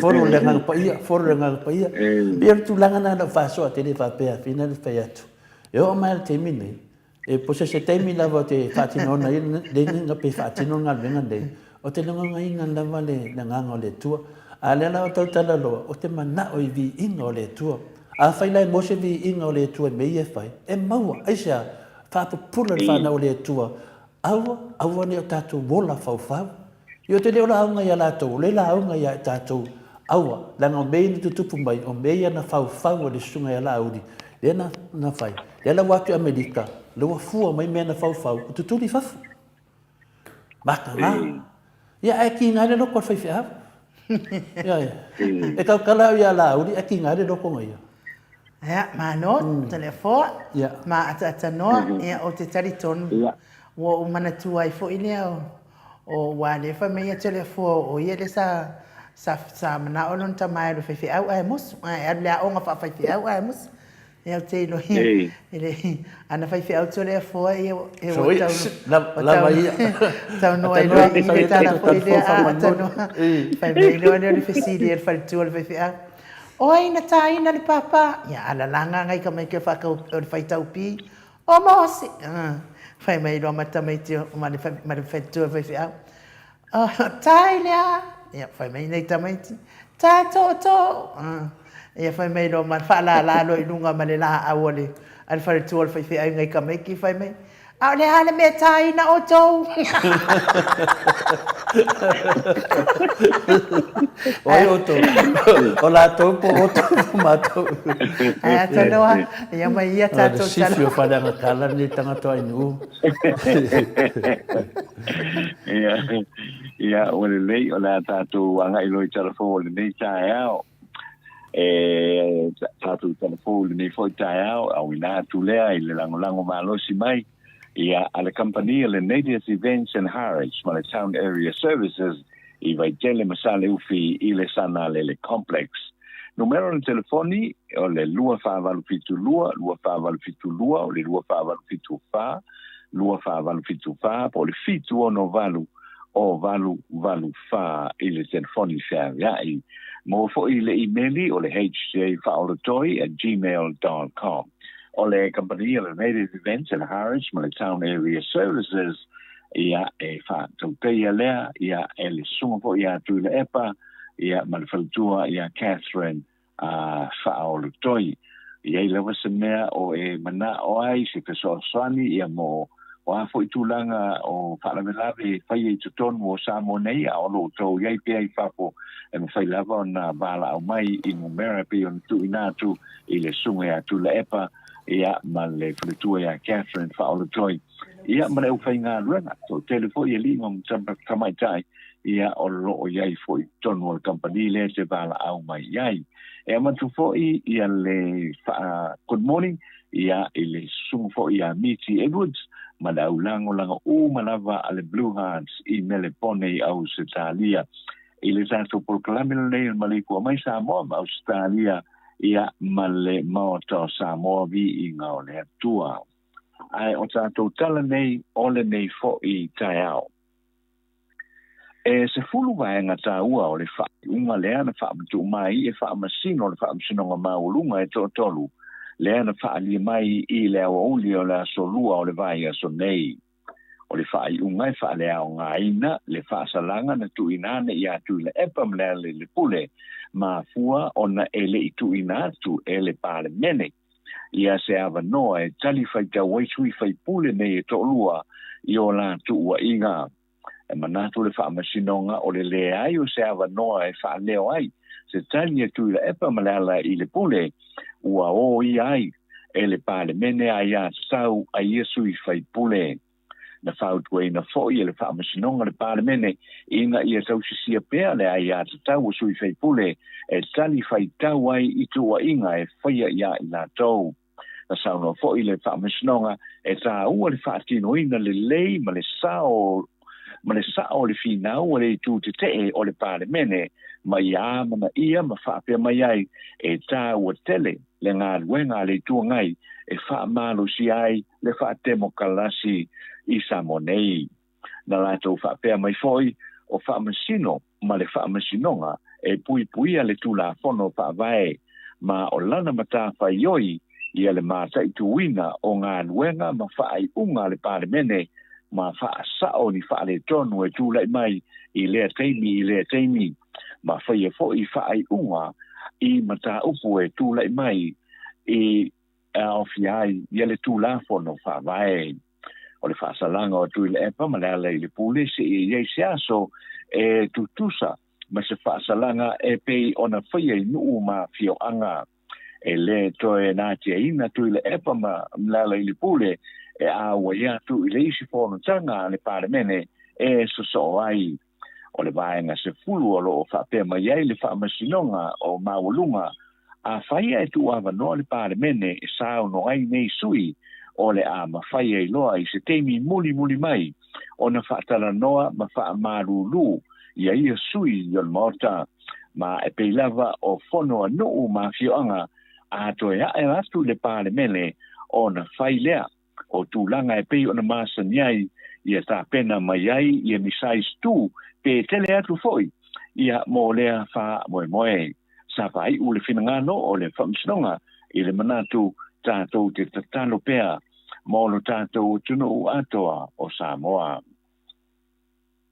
O le vai aso taluai o tāua fia le pālemene na pāsi ai se malianga a sui whaipule e tu watu ai se awa noa i le uwhainga luenga a le ofisa o le whono au a Samoa e toe whaasa oi ni se ma e se senga sa mai tawina i atu la whono ma e te tau o na toe whaasa o lea se ma le toe whaasa oina e lea fiai ia le winga le ainga ma le whaawinga ina o vaenga te tasi o le tula whono e pei o na sape asi ina le pālemene lona sulu ono a Samoa i le aso se fulu ma le limo te sema lua se fulu o lea se o maea o na ave ai se whamau longa a le fofonga whetalai ma le whailautusi o le whono a le pālemene i le pālemene a Samoa. I se tinangalo whaalia i le whaai ungo le vai aso na te nei le te tai o le tuangai tu le epasa le malia le ngoi. Na ia whaamamawhai e ui o no nei se ma le toe wha asa oina o lo wha ngā soro nei e le toe sui ai le iota o le tūla whono le ua uma na pāsia i le lua whenua se fulu ma o se tūlanga e se tau o na wha alo alo nia le leilava e le wha amasinonga o le pālemene ma le pālemia le kāpenesa ma le ao le mālo o i tū tā la whiangai o le whainga mālo o le tū tā u whiangai o le whainga mālo a Samoa ma ona tangata umalava o le foina o le whaafo iaina o le whaafitau li nei o le tū awa noa i le au whainga ruenga e whaasa oai i ale mata upu.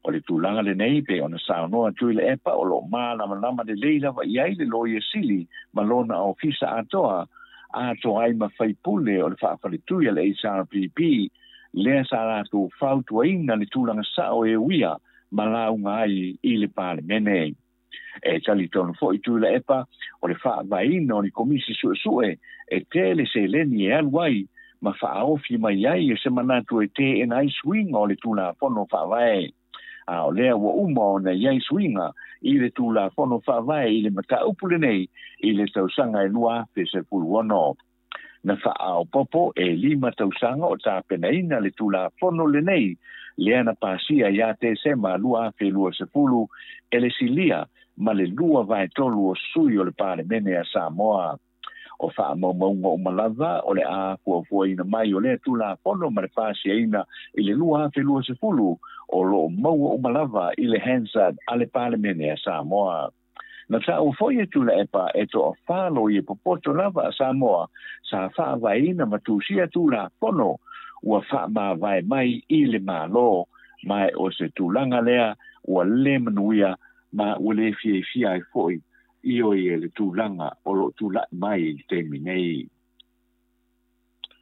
ua fai se vala au le tuma tai pare mia fia mena o mi mata a fai tangata Samoa o lo ngā rurua pe o fuafua I e malanga mo I a ngā ruenga a fai o fuafua e au mai ni ta vale mo la tu a inga I Samoa fa atau ni ta vale e alu I le tise ai au le toi au mai ni ta vale e alu I le pensini politizo o le val au sa fai ai fia me I se fatasinga na fai ai potasi fa le alili e fa mana tuai le sulima tausanga talu ona awa yatu lea I tu malo po le fioanga o potasi I ngā ruenga wha vai temi. Na mo moli wha aftai a le tumaitai pāre mia I le sao le o fioanga I le sao le fioanga ia tuatanga loan Joe Annandale malana komiti I nei polo keti wa wha vai ina I le tu malo ma le fioanga e fesoa soani ai I le wha sao ina o le sio manga o Samoa I le vaenga o le atunu a wafa nau lalawawa manola tau lumanai. Sauna ia I fo I fia me tama whanau uma le fioanga mani tu malo e whaatau ta avale mo a inga I Samoa whaatau ta avale e alu I le tise ma e ta tau lava o na whaatau ta avale e alu I le tise a au o ta avale e alu le pensini ma le e alu I le pensini na sauno fo I fia me o lo tanga I nei le malo I se polkalame e sui ai le toi whaonga ai no ta avale pasi ma masini sele e alu I le pensini ma le suau ai au maina o ta avale e alu I le tise o ta avale e alu I le tise e le toi whaonga ai le pensini ai na o le tise lava ma o le a ye fo no fuanga pe o pam pensini e toi whaatumu ai I le malosi o le maa e faa o wai malanga tangata e feo ai tamale ma o lona winga e le toi ai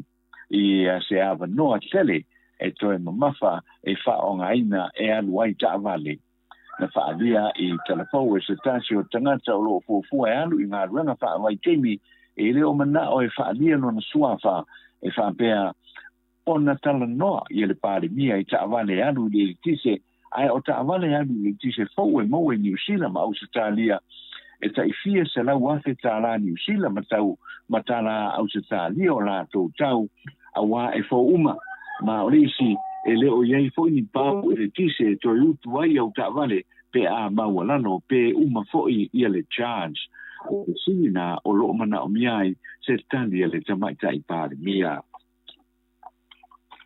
o le anga I nei se fina uma le company technology o le computer services limited ma se isi foi company technology Samoa le network Samoa limited I le whaamasinonga mo sanga whaai uma I le mata upu o lo suina I nei le company o le computer services limited le network Samoa le asa whao ngā ina I alana au unanga le internet mai si te sota inga whao na pone peitai na whaia ni pe ele I whaia ni pe meni matao fia I loa e le computer services limited lana au unanga mo le company e tau fia e le CSL lana au unanga wa tolu te lau wa tolu se lau iwa su tolu te lau iwa su fitu wafe ta la na OY ia pe ai tala fuai ia le company le network Samoa limited ile Computer Services Limited.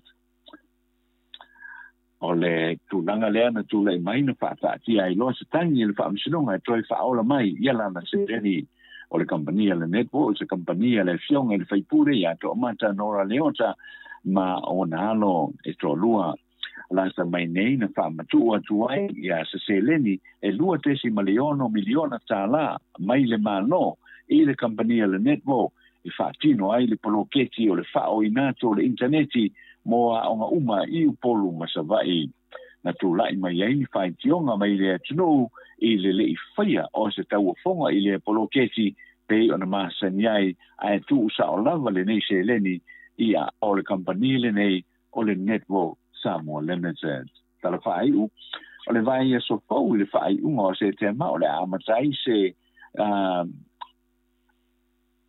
o le amatai se tuinga tele mo tomaiti pepe a mata mai lava i le fato a whanau mai se ia o atu i le wha se fululima tausanga le mātutua i mo le wha mai o le whiwa tai foi e pe ona wha ilo mai e le sui wha tonu o le mutanga ruenga o le sui fua maloloina le fionga tanga loa Dr. Robert Thompson o lo mai te wina le kemi nei le toi si tia foi i lunga o tele o tamaiti pepe ma e mātutua atu ua fia i le whiwa tai foi o le whaasolonga o le nei tuinga e amata mai i lau lii i le tu sae o le motu nei upolu se i o atu i whaasito'o ia maisi a fionga uma ua wala wina e a se siane i whale mai i whaitu mano e whaatino ai o lato tuinga o tui pui uma i le whiwa tai foi i no i tua ma o le awanoa mo le tuina i temi uma o le aso o le siama o le whiwa tai foi e pepesi tele ma e mawhai o na a afia ia tangata i o lato tu tino uma i so se teimi a le tonga vikia le whiwa tai foi e u i na maniwa i le tangata e a afia o le siama o le whiwa tai foi e mawhai o na a mai lesi tangata i lesi tangata e ana i le whi au mamao se tulo foi ia malesua vai wheta fia i solo i le teimi o lo longa. Ia o tātou talana o le nei tae au ka tai le whaafonga mai ia whaamanuia le tua i fuafuanga o le nei koiaso. Ano, whaaptaitele lau fionga le ata noa te sa so sa fo i mā tātou talafo wal whaafonga anga le malo le atunu ia walongo whaatutuila le whaafonga atu au e sau noa ia awa fo i le mai o tala i mea tupu le atupu tau tupu mai so tātou mālo whaapiripele o Samoa talo lava ia i le uma ia anga le atua whaamanuia ma wapea no soifua mālo loina ia awale tautua ino le mamalo le atunu wa le ngata i Samoa ia a Samoa o lo alala mpapa au i Australia neima tafo le lalolangi o ati ele maalosiri au nanga le tātou wala hata mea tonu lava ia pau lava leo le ala leo o le fainiu o le faitalafou mai Samoa o lo mawai tamama tina matua mea sao i mea o tupu le atupu tau tupu mai sio tātou malo whaapiripele a wai le fia ola le fainiu sa le mauti Samoa vi ingo le atua ai atanoa ia ona ole ia se sa no ato le fo a atanoa e le fa umata to pokalame le tai au se o faitau atu lava le afina le fa so le fionga ia Revelation 14 ina mo o tala fo i le ka vale finga le ro il kise o ko malo ka fo ava ko so mai lo fa so Revelation 14 oi sole e fai a kure ka vale e fai mai e fa ka electric cars ka o kamanga e la kalaka e le milionga tala ne la foi fa adua ina mai aso vale fa lava au e fai mai e fai a singa ka o le ta vale le fai mai te mai tai i pandemia ia o le memo mua te tanoa wa ia la san ka vale al fa pena o le memo mua na te tauna tilo tato ai tau tala se mea ia ona e pesa no foi se me tu lo wal fa fonga le tunu e mo mo ia te oe ona pe to e remind me te le afi vina le pusa isa mo le afi e le kise na sa no ila uli tono parlamento yo e le tau ro na afi na le varos fu fa pe ia ai le ta dia ro pa fina fa pa me le fiona te sile to le pa a mai la se fa mo ia ai mai nga e le ai o pusa isa me ia o le la wata no ma te mai tai pa le mia tatu atu no I tavale al fesili da wa ila santa vale le tisi ia na te lo ai le wa matonia mene ia e ka ula va ka vale fa penana ia ar suau e sa ule pau no go vinga e alu mame e te fiu la ve alu e te alu la suau suau mo le pau ia le pau na fa tu le pom ke si e pa e finale e alu de ta vale le alu le e ko e chache le ma e alu mame o malunga suau pe yon mena ta fa ia tu e pe mana ia le kakao mai ko ka sui fuanga o le lo ke me ia wa pa pastu e o lo si le fi me fa pe nei e tu te never know te fa to fa mai ai ia lo fiona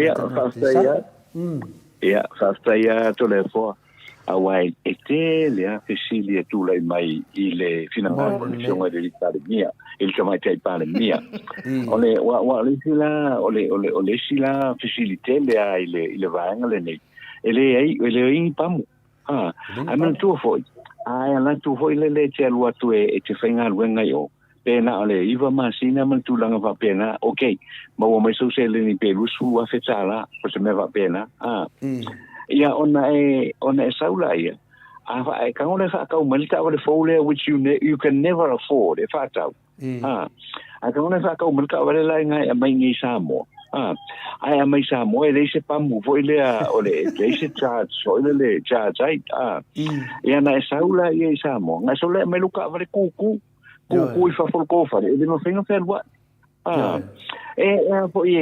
there's so much what le sia me le te ma ho fa ia to le foi le mele walela encourage nei la ia ka vale nei alu le tisi o ia sa capacity o le tato el tisi el tato o tuno ia tato afi el tisi le lunga I fiang ia wala te lo ele ia ma se me va pena no foina ole o ta vale langyanga ile electricity o lo no winga ele ai foi la sa capacity o lo no winga a fa pene o solo ia le pensini ai o mai a fine ia el tise o lo no winga ele lo penga fa ola kwa ia shut down le foi le power le ata to le na fight there is absolutely no capacity la ulo ia ile fofuanga le o lo no winga o le fofuanga o te tau na fa ta tia mo le se lima tau sanga e te tau na ia nisi afi ele tise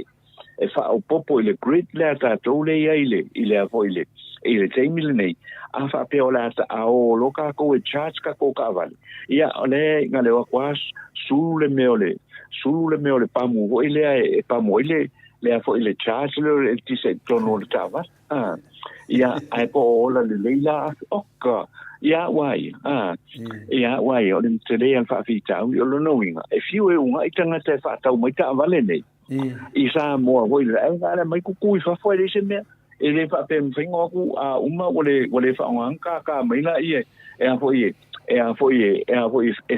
fa ka mai se fa si ma mo po se me va pena those are all the scenarios for le kilo le leia I se atina e fa pe ia ona lewa mai tawina ia o mai elta tu se no anga finale atata no pese sa no anga finale e te tau no fa file mu e finale o se me foma se me a tu na ia fa ta mo la so ta vale na lo ia le ka vale e no fai mo so pa mo e no ta vale na le tisi se na e finale e fa no e le o temi nei o mena o temi nei o fa pa u la lo pusamoa a fa pe fa tauta vale na pa ue pusa moa ia o lo fa tauta vale ele pa ue wa kili ai al me monia ia e fai mo mongi pamu fai mo mongi ni station finale e charge ka vale ai le o mai la ku fa ka wa ku na unga no fa mai la ku fa ka wa a ku na ku o fe ele pamu ri o fe ele station ie io o ne o stadia e ila va ia me fa pena yo tono ka pa ka o shopping center ia ke na kono ka vale ku nga e na fa pipi ele pawa ta ole manatu le pe manatu fene tau fa se fu mo fa le tu lu fa pe ata to wo le power le e le se tu pe so le ai le ai fa mo le ole me ala na faida wala le ona ya lu ke ole se so ala in me tu la na ngi me na sentis ai le fa pe ole a fa pe ya ole me mo ni mal fa maoni o mo wota to miska fa ka ni la ko ka vali la ko wa ku pe ngala ko lo ai le pe fa pe i le me i lo le mai ona me fa se fu ma fa vale ile tunu o le mana o le tunu e pa o dalo tu Samoa ya a lo mana te mi lo walo te fenga ren atanoa wo man tu ina na le vai te mi fo yo o le si fo ia a fo ia Australia a New Zealand le sa am pasa New Zealand sa Samoa ya fai le mato ta fa o ngali po e wo na nei la ia tamai tai fa pe mai awa to te poli ku sele wo fa ala ku ingi mako visa fo ia fika fa ngusila me lo le awa ko ki poli o mai ka ya o kalia o mi ato to ia to visa ia me wo ko pe umar fa ngo mako passport ai anu maltanga to atas ai to sa ulo maltanga fa me wo fa mai ia le pasa e fa mo le la ngala sa o nga po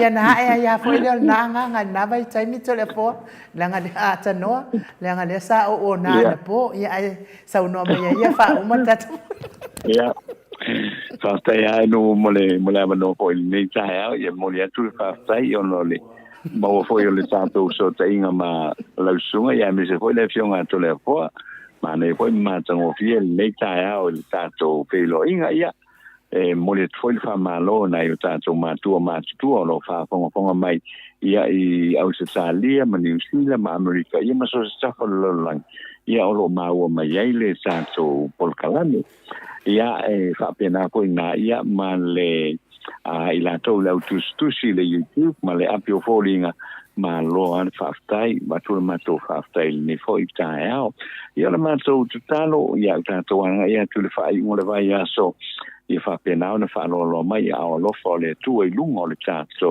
o tunu wha malulua tu fo i se upule tau tamale i lau whaponga i lako i nu le ai ngā ia ai o le tato porkalame na mai sa monei le ni fo i tae au ai nu toi titi au i le uri ia ai tato toi whelo i fo i le lofa malanga le leo le tua ia i le asosae pe ona masa ni ai ia i le tato porkalame o le mao topi inga ai mo le nei teimi ia o le nei aso ia ia manuia te leina le tato tunu i le lofa malanga le leo le tua ai fa soifua ia atanoa ia o tatou pokalame na mo nei aso ni malo le atunuu tusi mai lungo apio fōlinga whaapea fōi lungo tatou YouTube mo le atu whaaftaitele mo o tau uma whaatoa whaanoalo tai fōi mo le tapo inga wai manuia ai le tatou pokalame manuia whaiva matiu tol nei aso ia te taitonu ki mai pea lau la au fōi le aso atai au le fiafi po le tau le wha i sini au sitalia ia e mo atu lava le mea ia no winga malo si toe ina ia fai fo tatou pokalame tatou te feilo ai ia ai mo le mamado le atu nuu i mafuta mai ia fa manuia le atu ai fai mamatiu te o le nei aso so se mea ia fa malu awanga le o le atua pui ma fa mamau i mala ma puapuanga ia e meise o fa lave ono tupu fa fuasei tapua inga matua i lawa mamaota ma ua pea le fia ia te otou to angai ata fa popoi nai fo il malo si ia te otou mes fo inai fa nau ia onga ia tapua ia pea le ia tonu onga ia ave ese mai le matapoto le ali o le lanolangi fa le anga na ia tatou fa nau ai fa soifua ia Samoa mai le Mount Samoa vi ingo le atua i sini o Setalia.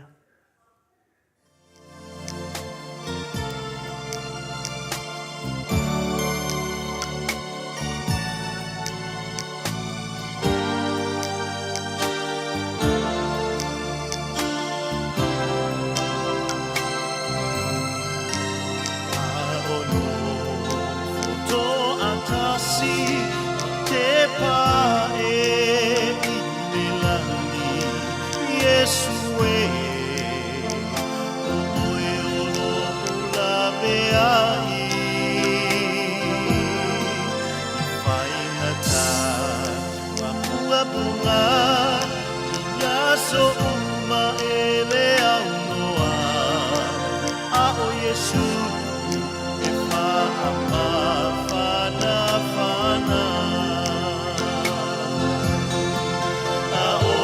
pena la umalanga e fola watu vile basa lo watu wae lo tapasa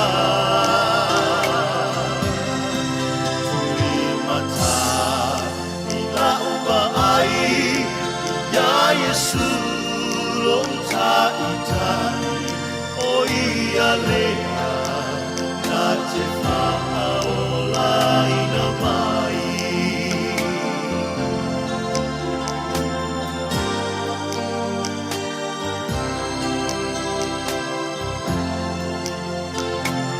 O taimi uma, o puapuna, e soa ina I mea tina, na o Yesu le tali o mea uma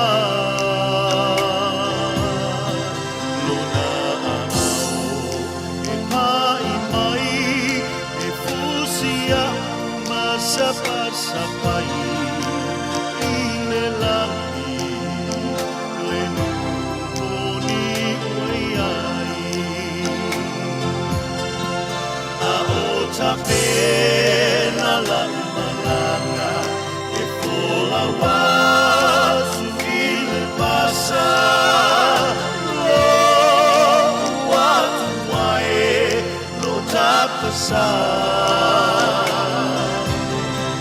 tulimata ila uba ai ya Yesu lo taitai o ia lea na te whaaola ina mai.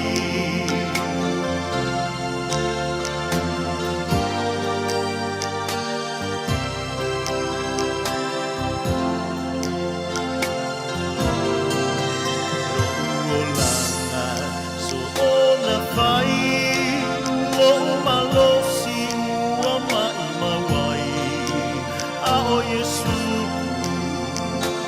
Ia whaaola mai no nei tangata mai leleanga na se manu a o whanua ia viki o Yesu no umatai Ave